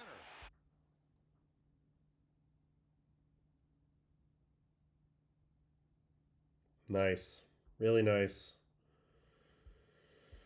All right, on the Yankees side, offensively, Goldie, Judge, Belly, 2 for 2 with 2 walks. That's good. That's a really nice game. Obviously, Grish, 1 for 1 with a walk. Volpe got a hit, 1 for 4. Wells, 1 for 4. Caballero, 0 for. Pitching-wise, Will Warren goes into the 6th, gets clipped by Tyler O'Neill. Oppo. Yankees lead 6-3. Again, I think Will Warren is going to be the guy pitching up by a lot, down by a lot in any potential playoff games for the Yankees. That'll be his role, but he's also going to need to get his innings in case something goes wrong and he has to hop in there. I think it will be Schlittler. We'll see. Heel did pitch better yesterday. I don't know. We'll see how they make their choice. Then Leiter came in. It did not go as well tonight, I believe, right? I guess there was an error, walk, groundout, strikeout, walk. Tim Hill, 3 up, 3 down. Cruz. Ooh, walk. This is the issue with Cruz. As nasty as he is, he does have some walks in his game. Doval, though, strikeout. So this is maybe the best we've seen Camilo. Let's see these strikeout pitches. And the payoff. Swing and a miss. Oh, that was nasty. And they're lefties. I love that. Let's watch this whole at-bat to Basayo. Get me over slider. Oh, so now they got him going heavy breaking ball, I guess. Slider again, and he's going to give him the White Castle. 3 sliders. Nowhere near that, so that's filth. And then Mayo is also going to punch out. Wow, it looks like mostly sliders. Here's the punchy.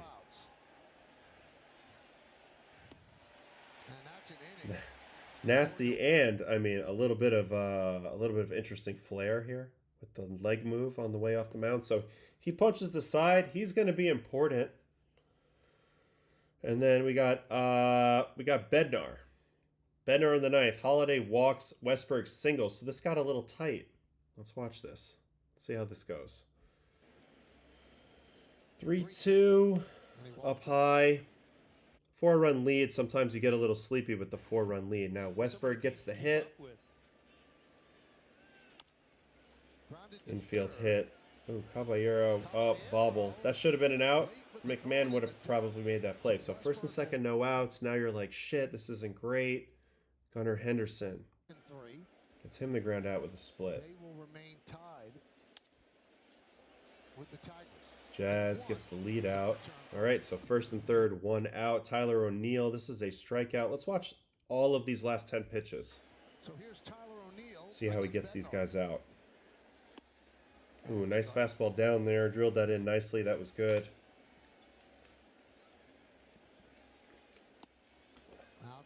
Curveball off the plate away. Curveball off the plate away. CB Buckner back there again. Can't ever miss this dude. He's always back there somehow. Big games. Curveball, strike again. 2-1. Here's 2-2. Curveball again. Spectre, did Dylan Ross get called up? I've only heard of this man recently. Ooh, and then there's the split. This is a really good split. I just like the fact that this pitch is down and away, headed for the corner, so he has to swing, and then it gives out pretty late. Look how late this ball moves. It is still at a relatively high height. What is this, like, 6/7 the way there? I don't know. And then this is where it's caught, like down here. That ball moved a lot in the last few feet. So that was filthy. There's a strikeout. Really good pitch. And then Jeremiah Jackson. Oh, so the Mets are calling up Dylan Ross. I don't know. Maybe we can do a little search on him and see what we find. I know he throws hard. Certainly in my MLB research tool, I'll be able to pull some video on him. Noah, we did not watch Jack Leiter yet. I know that he pitched well, and he was important too because they beat the Guardians. So we'll have to get to that in a minute. Still have to cover the Blue Jays. There's a lot of important games tonight all over the place. So Bednar really reeled it in there, punches out the last 2 guys. Yankees remain tied, 2 games to play. They've played really freaking good and actually really freaking clean the last week and a half. I don't want to alarm anybody, but Yankee baseball is looking a little differently as of late. So that's something to keep an eye on. Little score check. San Diego still winning. Houston still winning. All right, Dylan Ross. Okay, MLB research tool. Let's see here. Dylan Ross. This guy's getting the call with 2 days to go on the season. This is just so fascinating, really, right? I mean, you just don't see it very often. So here's his stats from this season. In AAA, which is, I guess, the last 28 games, he's got a 1.69 ERA, 32 innings, 11 hits. Now, that's knocking the freaking door down. 11 hits, 22 walks is not good, though. 22 walks in 32 innings, 39 strikeouts. So he still has somehow over a 1 whip despite giving up like no hits. So I bet the stuff is there and the command is not. Let's see if that held up at the other levels. Interestingly, in AA this year, Eastern League, he had only 3 walks in 10 innings, but had a worse ERA. So now I'm confused. Brooklyn, he was also there this year.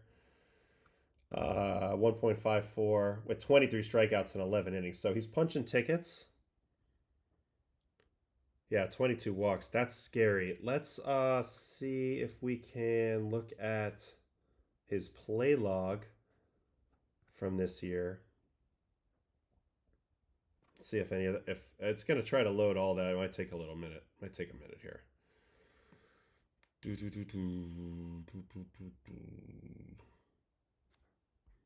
Come on, do it. Do it. Don't be afraid. Let's go to game log then.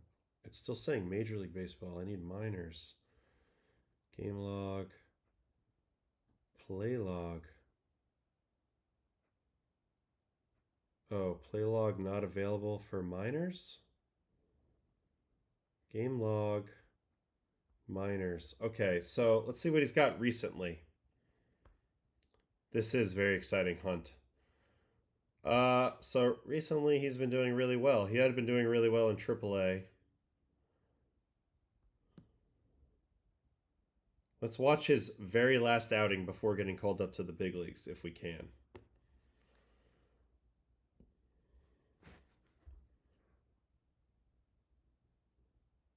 Wow, Yaxel Rios, Seth Johnson, Joe La Sorsa, Jacob Wackesback. Okay, Dylan Ross. So he walks the first guy. Now, it usually takes you to the very last pitch, which is annoying, but whatever. Mustache, big body, 98, 7-1 extension. That was the first thing we see. Then he was able to strike out Eric Brito. This is going to be on a 98-mile-an-hour fastball.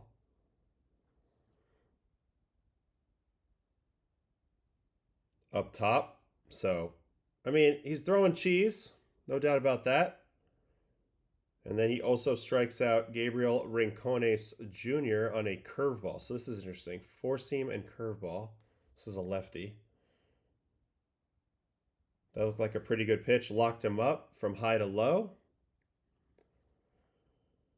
And then Christian Arroyo, my former teammate with the Red Sox, flies out. So he gets him out with 99-mile-an-hour fastball. So it looks like it's your classic 4-seam up curveball combination. And, you know, the Mets are in a dire situation. They've already been kind of rotating the crap out of relievers as it is. So I'm not really surprised that they're making this move. But, yeah, it's crazy to make your debut at this moment in a season. This would be very weird to me. It's just very abnormal. So Dylan Ross, that's about all we know about him so far. Maybe there's some other stuff we can look at here. Pitching splits? Will that help me at all? Well, he gave up no runs in September. I mean, he had a couple months where he really dominated. Nothing. I was hoping to get like data. Where's the data? Give me that. Pitch log? Nah, they're not going to give me a pitch log. Okay, we'll get off of this. Let's go back to Savant. Okay, what do we have left? We have Diamondbacks are now losing by 4. Houston's still winning. Angels have a guy on, so we'll keep an eye on that. Let me just look at this. Let's go to the at the chat for a minute. Mets pitchers and hockey hair poking out the back of the cap. That's everybody now, though. Ryan Kerkering had 3 big league innings before throwing in the playoffs. You're right. It happens. I remember he debuted against us with the Mets, and he was filthy. And I remember just watching the iPad, just like we're doing now, and being like, damn, this guy's sweeper is something else.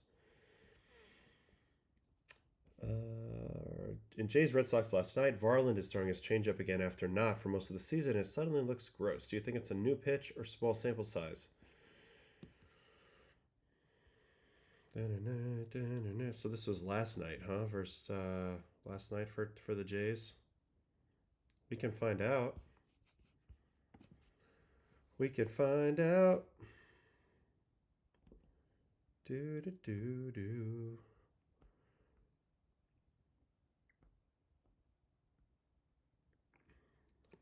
Well, it has him throwing 1 changeup last night. Movement wise. More drop. I don't know. It's probably the same pitch. It's hard to tell after only 1. But yeah, probably the same pitch. All right. AC got me pumped up with his post-game speech. Did he give a sick speech to the boys after they clinched? He can give some damn good speeches. He's kind of awesome. All right, Noah Zank. He used to be a starter with a 5-pitch mix. He moved mainly to fastball curveball as closer when I was moving towards using all 5 again. Struggling after being traded. Maybe a couple last couple outings. Yeah, probably. They all kind of blend together, am I right? But look at the velo here. I mean, look, he was the guy, the high water mark for the game today. You're not on the screen. Lewis Varland, 99, 99, 99. So he throws cheese, had 6 swings and misses. AL East has never finished Toronto, New York, Boston before. That's crazy. You would never think that.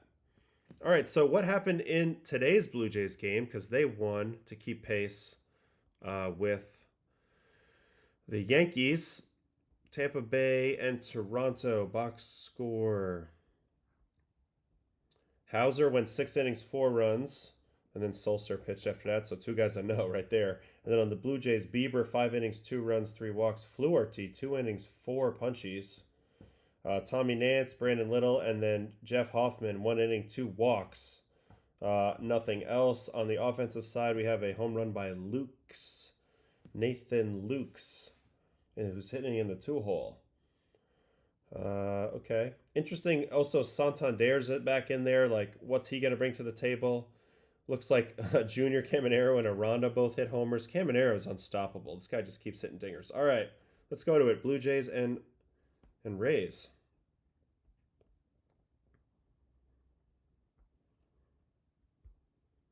All right, so the Rays get the first few runs off these back-to-back home runs. Let's watch the whole at-bat. Bieber versus Junior Caminero. Last night's win against the Red Sox certainly pushed them in the right direction.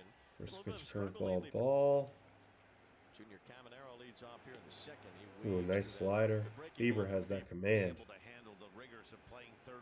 Slider again. Another really good one. Gonna try to triple up. That was a bad pitch. Got away with it, though. And then fastball. This is something that's been incredibly impressive about Caminero. The last few home runs I've watched him pitch, it was kind of like this. Teams try to go soft to fast with him. And even elevating with 2 strikes after being soft, the whole at-bat, he was still able to get the ball on a high fastball. This is no different. So this demonstrates kind of special ability because this pitch is up. This is a good pitch. By effective velocity and by a number of other characteristics that would make you think this is a well-protected pitch. But not only does he hit the crap out of it, but it goes over the fence because he's got that type of juice. Up a homer. And that's homer number 45. This dude has 45 home runs? You fucking kidding me? And then Aranda, who's had a hell of a year too. 6-pitch at bat. Fastball up, ball. Skydome is, well, it's not Skydome anymore. It's Rogers Center, but it is very nice. Way nicer than it used to be. The visiting clubhouse now is top tier. But also just like the bullpen and like where, like what the fan experience looks like, etc. So 3-1 count here. Challenge heater. Foul ball.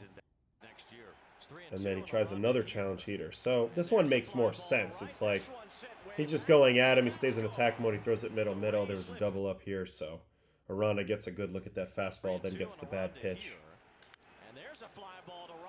And yeah, I'm not going to say Rogers Center was a dump before because it was very cool always. But it wasn't in great condition when I first started playing there. Going back to the WBC in 2009 when I was with Italy, we played there. But it's gotten so much better. And it looks, you know, and the crowd deserves it. The Canadian crowd is awesome. Now, Fluharty threw a hell of a game for the Blue Jays. He was massive. Let's look at these strikeouts. Aranda. This is a 91-mile-an-hour cutter. Gets him up top. And if you recall, he had a huge, you know, big cojones moment early in the year versus Otani, actually, in LA not that long ago. Now he punches out Mangum with that awkward up and away cutter, and you can see him. He likes to strut around the mound. He's got these bright red cleats. I kind of dig it. Then he gets an out of Josh Lowe. So he gets a lot of good outs here. Jimenez runs that down. Very nice. When's Bo coming back? Is Bo coming back? That's a factor for the Jays.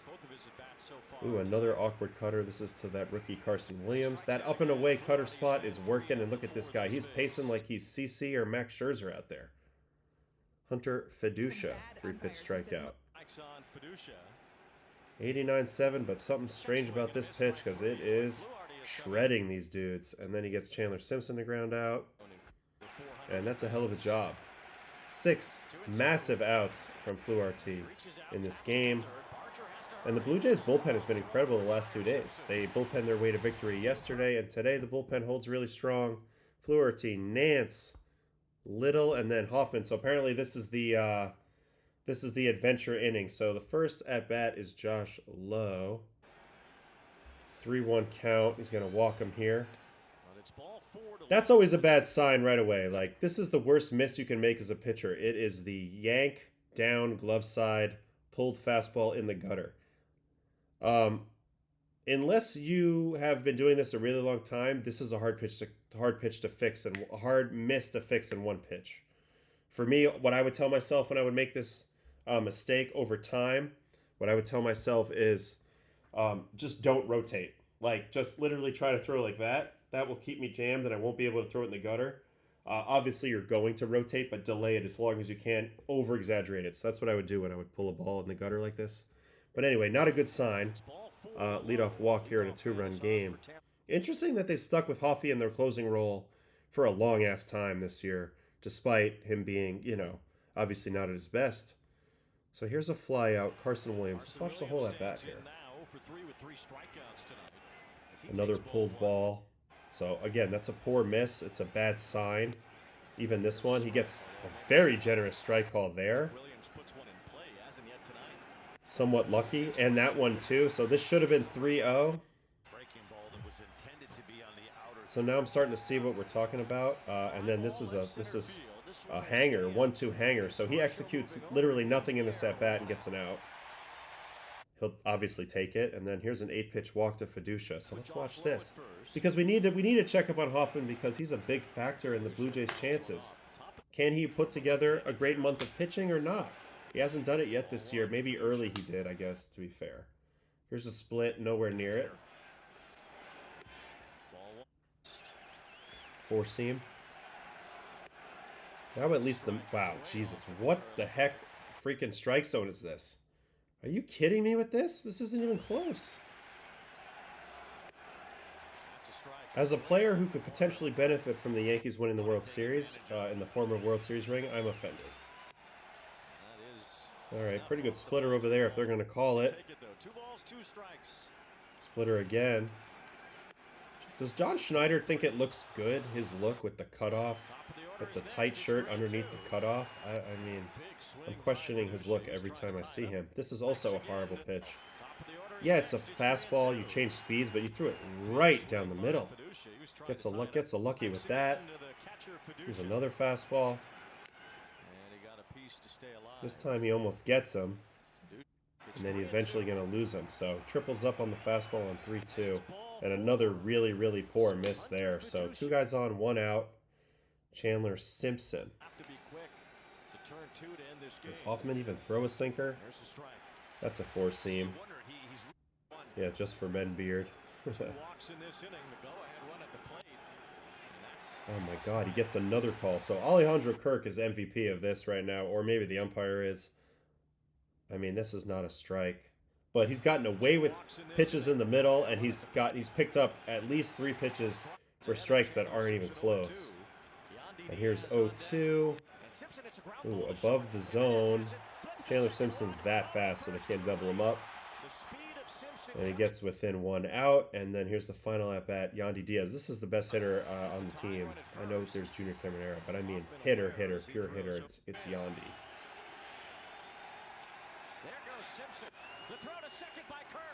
So Simpson steals second, very aggressive, takes it easy. I don't think Hoffman's good at holding runners. Oh shoot! Pretty big leg kick here, right, on the move. Yeah, Kirk can't throw him out. So now tying runs on second.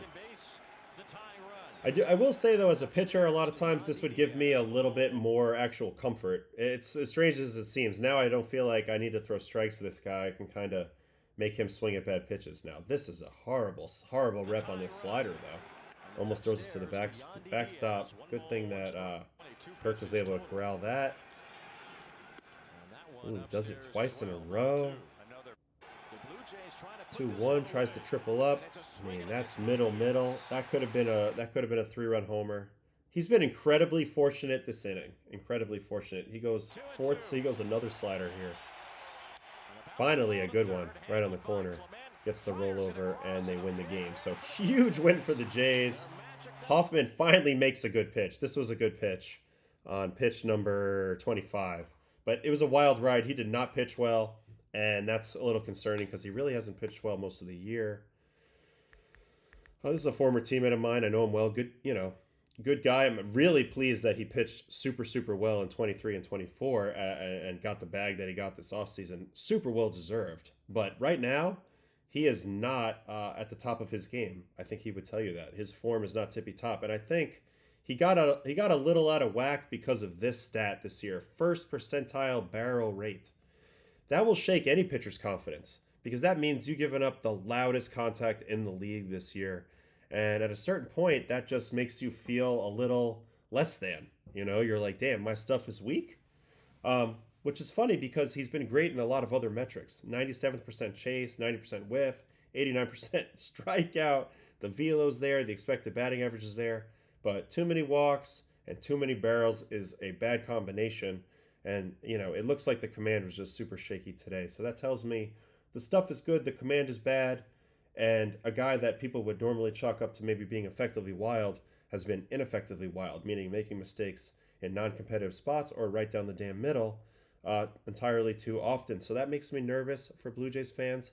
But their bullpen has been a lot better the last 2 days and kind of led them to 2 wins. So it's interesting, to say the least. Blue Jays hold on, though. So 2 games to go.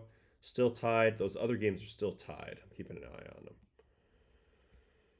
All right, here we go. Does the ABS make pitch framing less important? No, I don't think so. I think it's going to remain the same because there's not going to be that much courage to challenge that often, given that there's not that many challenges to go around. So it's going to be in big spots, and guys are going to have to ease into it. I think a lot of guys will be gun shy, and some people will probably be reckless doing it too much and find out that they don't know it as well as they think they do. All of these human dynamics are exciting for me with this. It's just going to be interesting. Noah Zenk. Hoffman was lucky he had his velo around 95 today. Any game that's dipped to that 93 as she gets shelled, is it dead zone? I don't think it's dead zone. If you look here, it looks like it's actually pretty... Back to the screen. It looks like it's actually pretty good. The red dots, they're out of league average. He's averaging... He is averaging 17.2 on the vert, 12 on the horizontal. So it's relatively ho-hum horizontal break. But it's definitely above average vert. It's telling you that that's a lot of... It's 4.4 versus average on horizontal, but I don't think that has a crazy effect when it's tail relative to if it's cut. But okay, so a little bit of run there, pretty good run actually, and decent vert, so that's fine. And it's the same as he had last year basically, so there's no real change there. Velocity wise, he's about the same as well, so sometimes it's hard to understand. But yes, this pitch has gotten smashed this year. People are on it. They've slugged 588 off the four seam this year, so I'm guessing it's more of a command thing. Let's go see if we can look at his heat map and see if there's any information there. Four seam this year looks like middle up and some mistakes in the middle.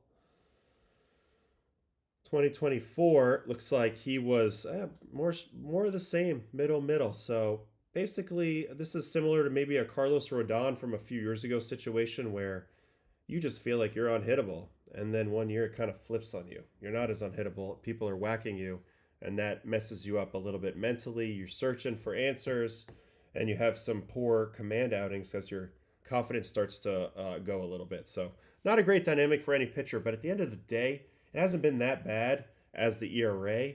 1.19 whip is fine. He's got a lot of strikeouts, but it is a little concerning that he seems to have not a lot of command within the strike zone.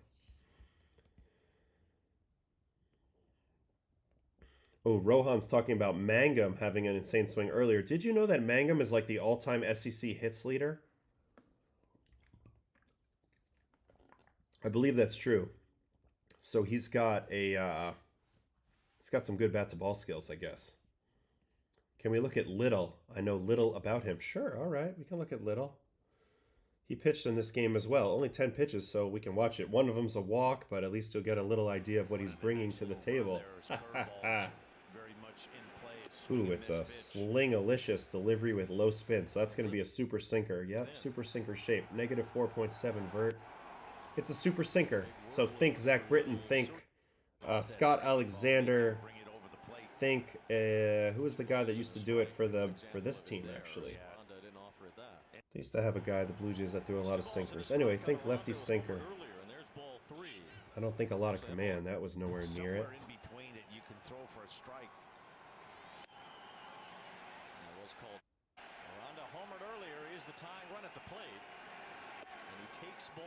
EJ is commenting on Hoffman's outings in the playoffs here versus the Mets. I mean, look, he's a stuff over command pitcher. That's what's gotten him to where he's gotten.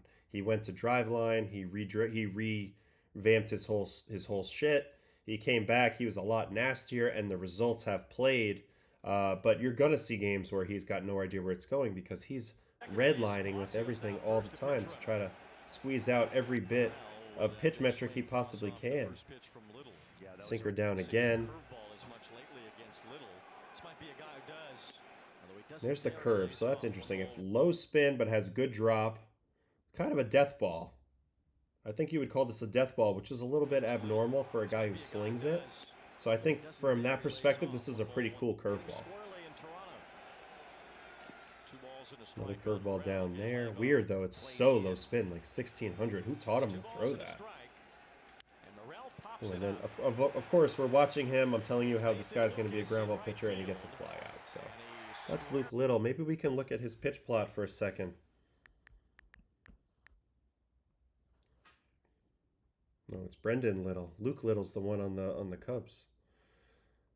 Man, there's so many names to remember. Okay, Brendan Little. Sorry about that. Okay, so yeah, you see the sinker. It's a super sinker. The dashed lines up there is league average. And you see the cluster of his pitches is way the freak below that. So that's a super sinker. That's what we're looking at. Curveball, also dead zone pitch in that it's a lot closer to the zero line. Doesn't have a ton of movement each way. Just kind of plummets. And then I guess that's the cutter right here. It doesn't even cut. So it's a super sinker and a weird curveball with low spin. And he's had a good year despite the fact that he definitely has no idea where it's going. 1% walk rate. And it's a huge ground ball percentage. 98th percentile makes sense with the super sinker. So, yeah, very fascinating. Unique pitcher, useful ground ball guy, but they got to get him in the zone more. This is a little bit of a weakness for some of these Blue Jays guys. They might beat themselves a little bit. Little is very similar to Hoffman in the stuff sense being all or nothing. Walks haunt him. Yes, you can see that. And obviously that curveball seems to be good, seems to be good death ball wise. Curious if you can tell whether someone's game is a tweak or a visit to driveline away from changing his career. Usually, if stuff is what's holding you back, that's one avenue where going to hunt velocity at like a driveline or a tread might really help you. Optimizing something in your delivery that was hurting you before, perhaps creating a huge velocity spike. We've seen it with certain pitchers. The other way is adding more pitches, but that's kind of happening everywhere. I wouldn't anymore classify that as a driveline thing. But the truth is, every pitcher is always trying to get better all the time with all of their pitches. So this is kind of normal. Everybody, this is the day and age where you can get better a lot quicker. And I think that's the fascinating thing. The goalposts keep moving, players keep getting better, the level keeps rising in subtle ways all the time, and it kind of weeds people out. And it's interesting because you end up being dropped into a new kind of league almost every year, even if it's, only 5% different. That's still significant and something that, we learn about every year. Guys can't figure out Little's curve. I mean, it's super weird. It's got to be the lowest spin curve in the league. How does Little get better? Throwing strikes, potentially having something with actual lift on it. Because from his low slot, if he had a pitch that had lift on it, that would be interesting as well. But hard to say. And also, he's also been pretty good. 78 games this year. He's been an absolute beast for this club. 78 games is no joke. Hopefully he feels all right next year and can throw some more strikes. That's where I'd start there. Getting ahead in the count. Let's come up with a targeting system for him that helps him be in the zone more often. Something like they've done with Chapman and other teams have done with certain pitchers to get them more in the zone. That would be the low-hanging fruit. Also happy to see Miles Straw find a place where his talents are a cog in the winning machine. Yep, Miles Straw, highest career fielding percentage of all time.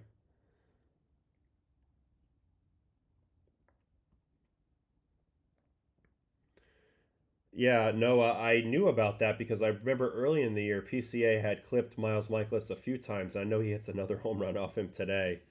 Why don't we just watch just that? Because I don't care about this game much, but while we're thinking about who we're to watch next, we can at least enjoy a PCA putting another home run on his ledger for this season. And it's off of a guy that he rakes, Miles Michaelis. So it's a curveball. This is the pitch, too. He's been smashing curveballs off this dude. This is hammered right field. Miles hates it. As soon as it has off the bat, he's like, I can't believe it. And it is incredible. You see everybody kind of is in on the joke in the Cubs dugout. It is kind of incredible when one guy clips you over and over and over again. I had a guy in the minor leagues, AA and AAA, followed me everywhere I was like my shadow. Kila Kayahui was his name. He was a Hawaiian dude. He played with the Royals and the A's. He had my number, man. PCA definitely has Miles's number. Oh, and his pimp jobs are smooth. The kid's got it.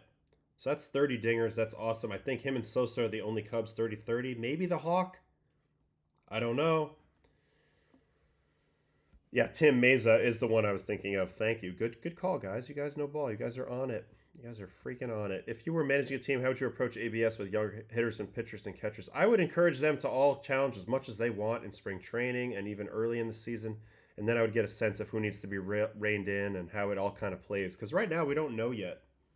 Also, I'd be challenging them to tell me where they think pitches were. Like maybe you train it all the time. Like even in the cage or off traject. You constantly voice with terminology like, I know Daniel Murphy used to talk about how you line up balls in front of the plate and you number them like 1 through, I think it's 7 or 8.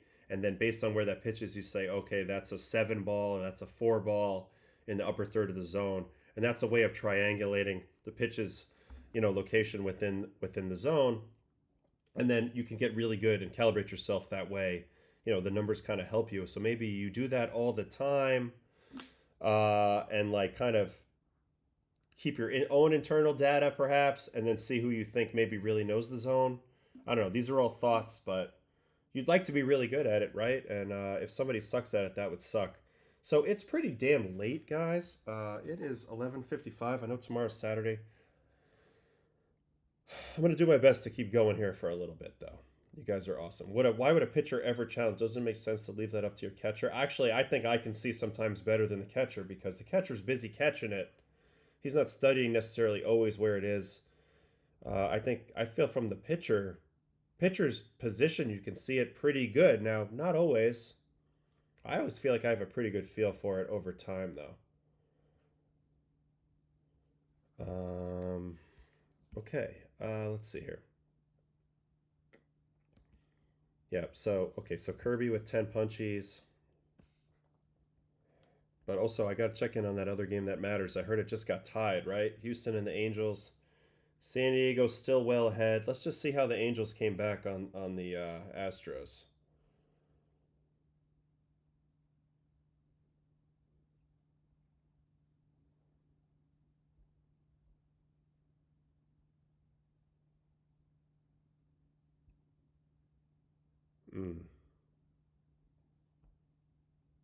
So here's the first one. It's actually Denzer Guzman, young shortstop prospect, who's now in the big leagues for the Angels. He doubles here, scoring Christian Moore, another young player.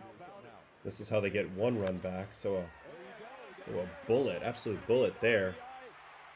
That's going to drive in a run. Now, Dubon, he was at short yesterday. Now he's in left. He's all over the place. He does it all. So that's how they got one run back. Then they get another one here. Guzman got on base, and King gives up a big hit to Chris Taylor.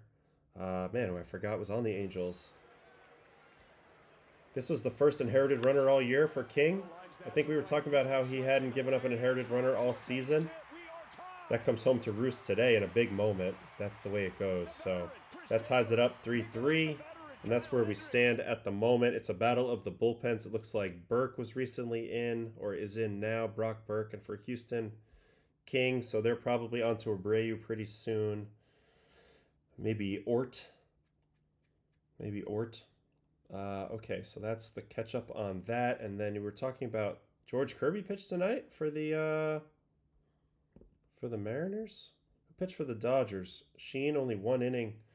So are they shortening him up, or did he get hurt? I think somebody might have mentioned that, something about him. That's a huge if he got hurt. They're going to need him. Robleski, Klein, Banda, and then Sasaki. So Sasaki just pitched, so we have to watch that. And George Kirby, 10 strikeouts. Maybe we'll run through the strikeouts really quick. Kike hit a home run. That's always fun. Mariners, Dodgers.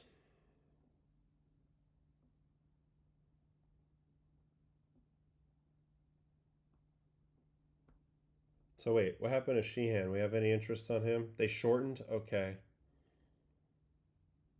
How do I feel about Manoah? I feel like, he's just setting himself up for a great story if he's able to make that comeback. If not, it's one of the, weirdest careers ever where third in the Cy Young and then you're just kind of gone. And this happens in baseball, but, he was legitimately great, whatever year that was, 21, 22, one of those years.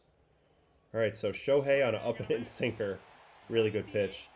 Mariners are going to be a tough out, folks, in the playoffs with this starting staff. Wu, Kirby, Gilbert, they give themselves a chance every night. Kirby's obviously my favorite, being a New York guy. And I just love his ability to throw strikes. Yeah, we're getting a rookie in this game. So he punches the side in the first. I love it. This is his last start in the year. He throws freaking hard, too. Keeps it rolling with Teoscar. Nasty.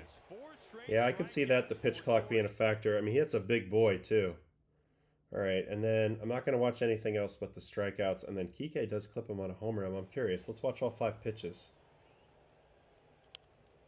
It's Kike, so it's probably pull side. A very good breaking ball in the middle hitter. Sometimes fastball if he sells out for it, guy. Also a good changeup hitter. But it's usually pull side, so you try to usually stay away from Kike. So 2-1, just misses with the sinker there. Slider away. Gets himself to a 3-1 count. Challenge, heater, count, right? Gets a sinker. Yeah, and it runs to that middle in, a pitch you can torque on. So that's kind of the recipe to give up a home run to Kike. You can see how juiced the Dodgers bullpen was for him. Type of guy that everybody loves when you play on the same team as him. He probably annoys other teams, but I loved him as a teammate. Great human, great family. Puerto Rican dude, obviously. And you see the bullpen's juice for him. He's just a team dude, man. And he's been there for a long time now that he's gone back. So that's the home run. Let's see some more strikeouts. Rortvet. Knuckle curve. This is a really good pitch. Filthy. Nice. Conforto. Gonna get him with a four-seam. He just bullies him right there. That's a hell of a four-seam right there. Teoscar. Gonna get him again. Four-seam. Look at that high target. Delivers it up high. He doesn't miss very often. Hassan Kim. Or is Haisong? I don't know. But he gets the business. Knuckle curve. Oof. That's vicious. That's a really good pitch. Look at that bite. Kirby's filth. And then Dalton rushing. He's going to punch him out. So he's also been a strikeout machine too. And yes, Spectre, I've been same. I've been waiting for the Mariners to get a fair shot at this thing as well. They get the bye. They get a little break. They get the line they're pitching up. And I feel like that gives them their best shot. They don't have to go into panic mode baseball right away. They get the line their dudes up. So that's it for Kirby. Those are all the punchies. Good game. Dodgers still have the lead. So that is what it is. But it's time for Mr. Roki, MF and Sasaki. For 1 sec before we do that, let me look at the chat.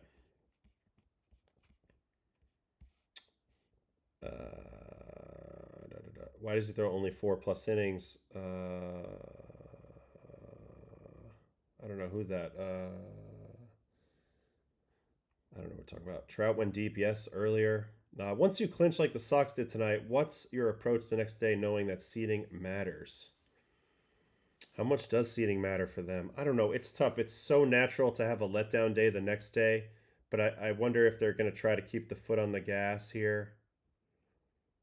I don't know. It's going to be interesting how they do it. All right. Here we go. The monster of Reiwa. Let's watch all the pitches because it's Roki and we have to evaluate the shit out of this, and it's exciting. Comes right at him with 98. Hold on. What's the metric on that? 16. Okay. 98 middle away. Here comes the split, the knuckleball split right off of that. Oh my God, that was nasty.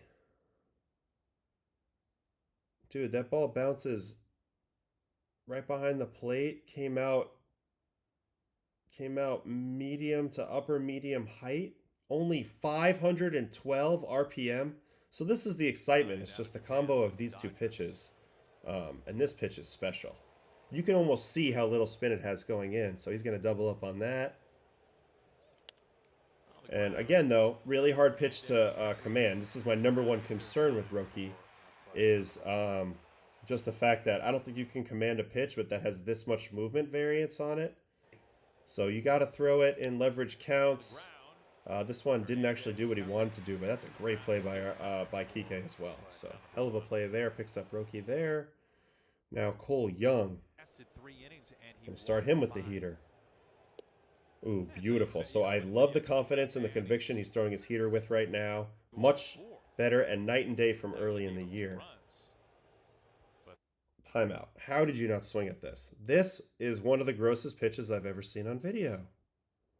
It starts at the top of the zone and it ends up chasing Rortvet all the way down, almost into the dirt. Now he only gave up 2 runs. Maybe the looseness of the spin. And this is just his second time pitching since May 9th. So then he goes back to the heater and throws a really good one. I like the conviction on the heater right now. That's a good sign for Roki for sure. Ooh, he's going to double up on the heater. See if he gets it up. Doesn't get it up. So again, I think command even of the fastball within the zone will be probably iffy, but I love the fact that he's back throwing a hundy again. The 1-2. 100. Nasty. And then Randy Randy's going to get a double. So let's see. This is the first hit he's allowed since being back. Starts him with a heater, so I love it. 3 for 3 first pitch strikes on the first 3 batters. That's important. And here is Roki again. Oh, and Randy just cheats to the heater. Almost clips him right here. So 110. Great swing by Randy. Actually, a pretty good location. This pitch is what, up in? Yeah, that's a good pitch. I got no problems with this pitch. Does speak a little bit to the fact that maybe his fastball doesn't play as crazy as some other guys, but you got to give credit to the swing there. Great swing.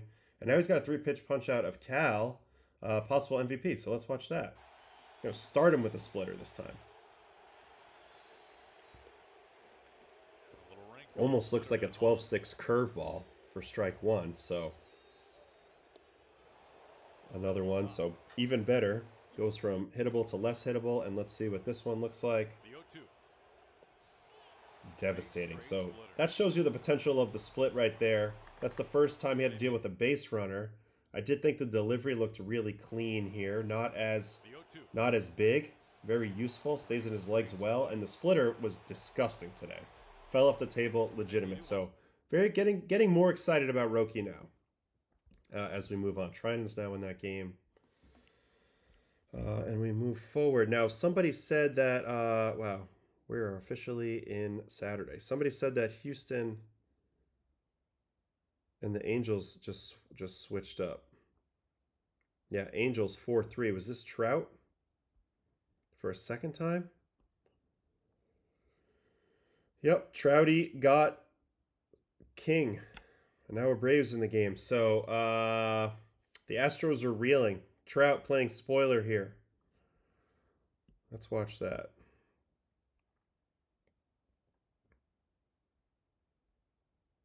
Astros cannot afford to lose this game. They had the lead in this game, and the lead is now gone. Because here's Mike Trout. It's 3-pitch at bat. Up, we don't get the whole thing, but we'll watch it from this angle.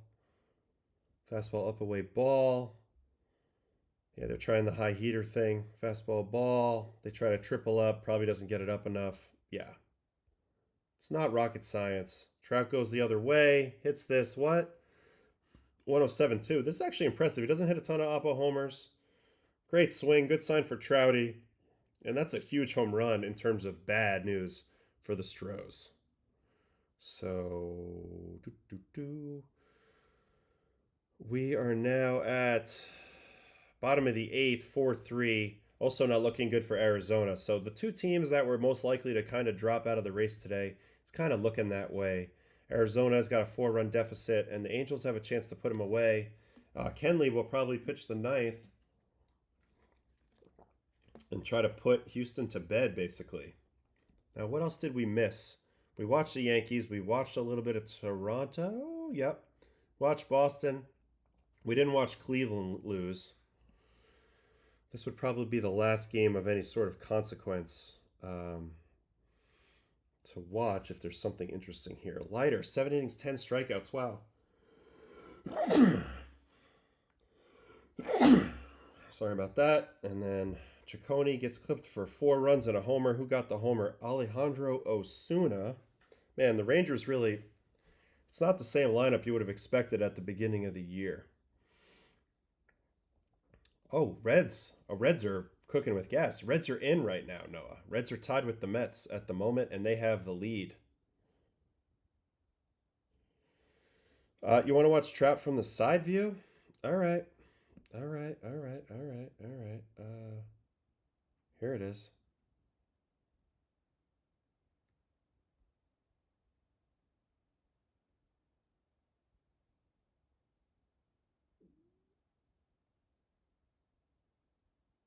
Just a powerful dude. Great freaking swing. Yeah, injuries killed the Rangers. Also, just the offense in general was just super disappointing. They actually had some of the best pitching in the league this year, especially early in the year.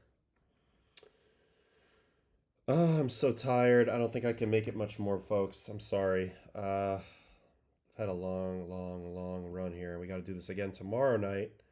And I got, dad shit all day tomorrow. You want to see that Roki pitch that bounced behind the plate from the side view? Okay. Okay. Your wish is my command. Dodgers and who the fuck are they playing? Mariners. Now, we got to find the pitch. It was to... Was it to Cal Raleigh? Is it the second pitch? No.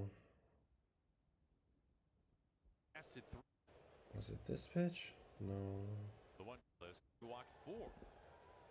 Now he only gave up 2 runs. Lasted 3 in.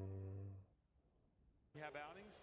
Season and signed out of Japan with the Dodgers. Okay, this one. You want to see this from the side view?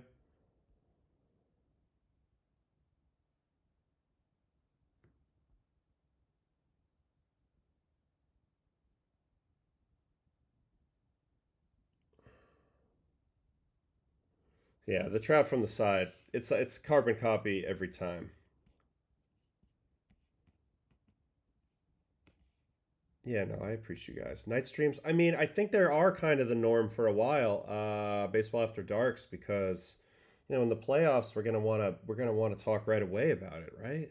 And I think in the collaboration with MLB with the simulcast, I think they want me to do it while some games are going on as well. So I'm gonna figure all that out in the next couple days. I know Monday will definitely be a morning one, as recapping Sunday, since I'm not doing anything on Sunday, and that's the last game of the season. So Monday, because there's no games, we need that. So we're going to do that. We're going to delay it a little bit. Yeah, couldn't hit that one with a 9-iron. Yes, Spectre, I appreciate it. And I'm really grateful for all you guys hanging with me. I mean, dude, it's 12:11 on a Saturday night here. And we've been going for over 2 hours tonight. And it's been really fun. It hasn't felt like a chore. I mean, I'm tired because of other factors, but it hasn't felt like a chore. Doing this is great. Doing this is awesome. This is what I envisioned and hoped for when we started it, and it's been really fun. It's been really, really cool. Where's the status of this game? Live top 9, so it looks like probably Kenley in the game. Yep, Kenley in the game, looking to pretty much screw the Astros over here. So we'll see if they can come out. Let's look at the probables for tomorrow, because that is a huge factor, right? Who is on the mound for tomorrow's huge ball games? So Yankees, it continues to be a big game for them. In a way, I like the fact that they have something to play for these last few games. Schlittler has something to play for in his playoff spot. Yankees have something to play for collectively. They're trying to win that division. They get Sugano, who I have a feeling they're going to hit pretty well tomorrow. So we'll see. That's 105 at the stadium in the Bronx. Cardinals, Cubs. This game doesn't matter, but these guys are trying to finish out their game on a high note. JMO, great dude, and McGreevy, who's a young pitcher that I've been impressed with as well. Tampa and Toronto, so huge game, and yep, this is Savage. Third start for the kid, and it's a massive one. And it's the team that he dominated that first time. So interesting to see how his stuff plays. Third major league start, but also second start versus the Rays. Joe Boyle for the Rays. Rockies, Giants, Freeland and Verlander looking to finish their years on a good note. JV has an opportunity, to tag a little more numbers onto his incredible pile of them that he already has. White Sox, Nationals, Burke and Irvin. And Tigers, Red Sox. So here we go. TBA for the Tigers. Their pitching chaos is going to be going. And Connolly early for the Sox. So Connolly early is getting this huge game in Fenway. This is his 4th career start. Tigers are going to bullpen the crap out of it. Lot on the line in that game tomorrow for Detroit. Boston doesn't really matter anymore now that they've clinched. I know seeding matters, but I think they'll play a pretty good game. We'll see. We'll see how that one goes. That'll be interesting. Mets, Marlins. Obviously, this is a massive game. Clay Holmes back out there. All the Mets high leverage guys are rested, so they're all going to pitch. Carlos will throw everything he has at this game, and they're facing the young phenom Yuri Perez. This could go either way. He's had some good, had some bad, like everybody else, so we'll see. Twins, Phillies. Suarez makes his final start of the year. Mick Abel, he came over from the Phillies, so facing his old club here, kind of cool. Rangers and Cleveland. Cantillo and a TBA for the Rangers. Huge game for Cleveland. They got to find a way. Pirates, Braves. Bubba Chandler, who, I don't think I've been as high on him as some of the other rookies. It's been a little different than how other people have maybe felt about Bubba. But he's actually been amazing his last few games, and I haven't watched it at all, so I'm hopeful to maybe watch a few of these pitches tomorrow. Strider, looking to finish strong and then regroup for next year. Reds, Brewers, again, massive game. Andrew Abbott gets the ball for Cincinnati, so I think that means that Hunter Green potentially in the last game if they need it, or maybe it's Singer, I don't know, but Abbott gets it tomorrow. Huge game. Robert Gasser for the Brew Crew. Diamondbacks, are they cooked already, or will they have another shot? It would be Rodriguez and Michael King. King making his final start of the regular season. He had a kind of a weird year. So important game for him there. And the Diamondbacks, they're probably done. But I guess we'll confirm that in the morning. And then the Astros, Angels. Astros might be done if Kenley holds on here. And Caden Dana is the starter for them. And Dodgers, Mariners, these guys are tuning up for the postseason now. Glasnow and Gilbert. Royals, A's, Waka and Morales. Waka putting the finishing touches on another complete season. Once again, for number 52. All right. Did anything happen in this game yet? Angels and Astros.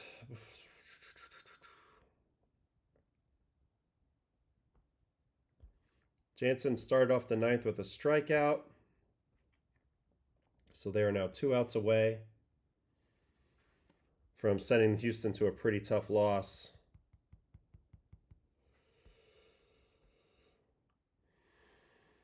Oh, I don't want to sign back in.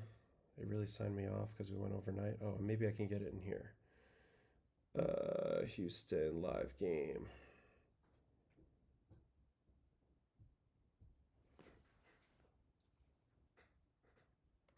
Two outs. So 2 outs.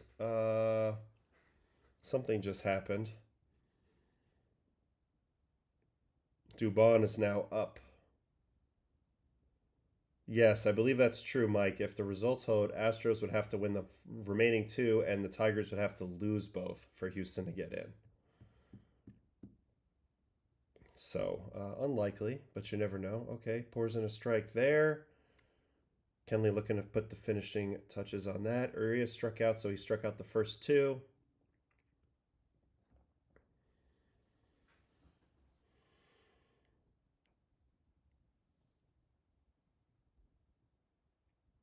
To 1 count. I love how we're watching dots now.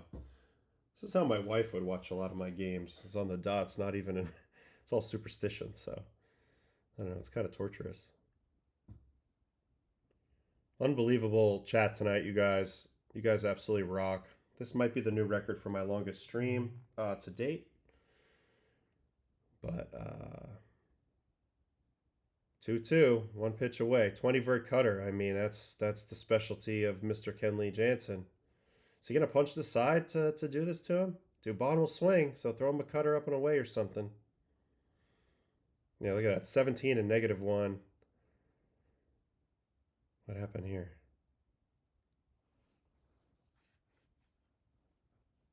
$21 and -1 there. Yeah, I don't even feel the drinks anymore, Dano. That's how late we are.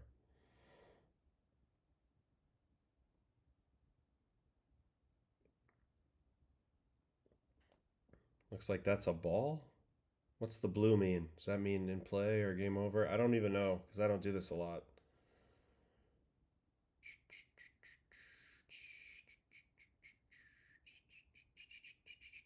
I just love this stuff. Thank you guys. Ooh, fouled off. Okay. Okay.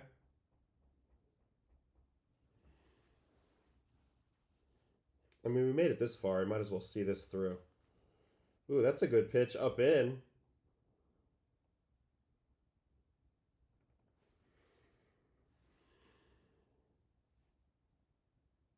Still throwing 94.5. I was looking at it. He's got he's going to get to 1,000 he's going to get to 1,000 appearances. He's going to add another guy to that list. which I talked about a little bit the other day. Like, that's kind of the holy grail of being a relief pitcher. If they've put you in 1,000 games, you've done something right. Yeah, bingo after dark. That's what this feels like, Jimmy. I agree.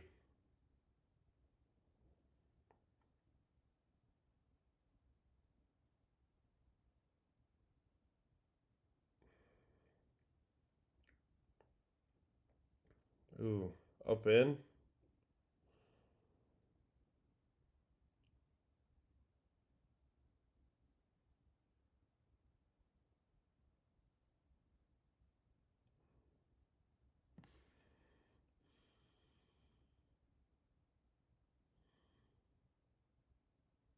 Yeah, the catcher from Curacao. That's right. It's crazy. Literally a catcher develops the cutter.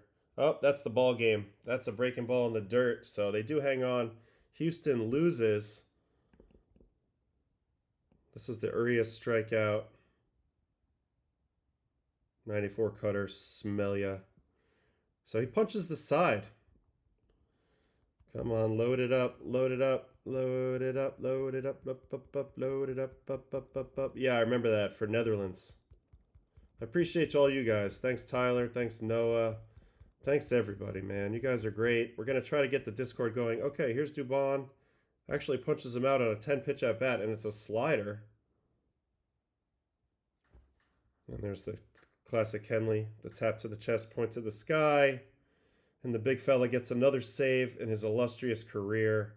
What a unique career. Great job. All right. We did it. We made it all the way through. I will be back here tomorrow night to do this all over again, you beautiful people. And hopefully the baseball is spicy tomorrow and gives us something fun to watch. So thank you again for hanging with me. This has been a blast. And I will see you guys tomorrow. Same time, same place, 10 p.m. Baseball After Dark, Saturday night edition. Last one of the regular season, because then we won't do another one until Monday, 10 a.m. on Monday, when we recap the last day of the regular season and get ready for the first day of the playoffs. So you guys are awesome. Pitch count's getting a little high for the kid, as Cobra has pointed out, but love you guys. See you in the morning. Thanks so much. Thank you so much.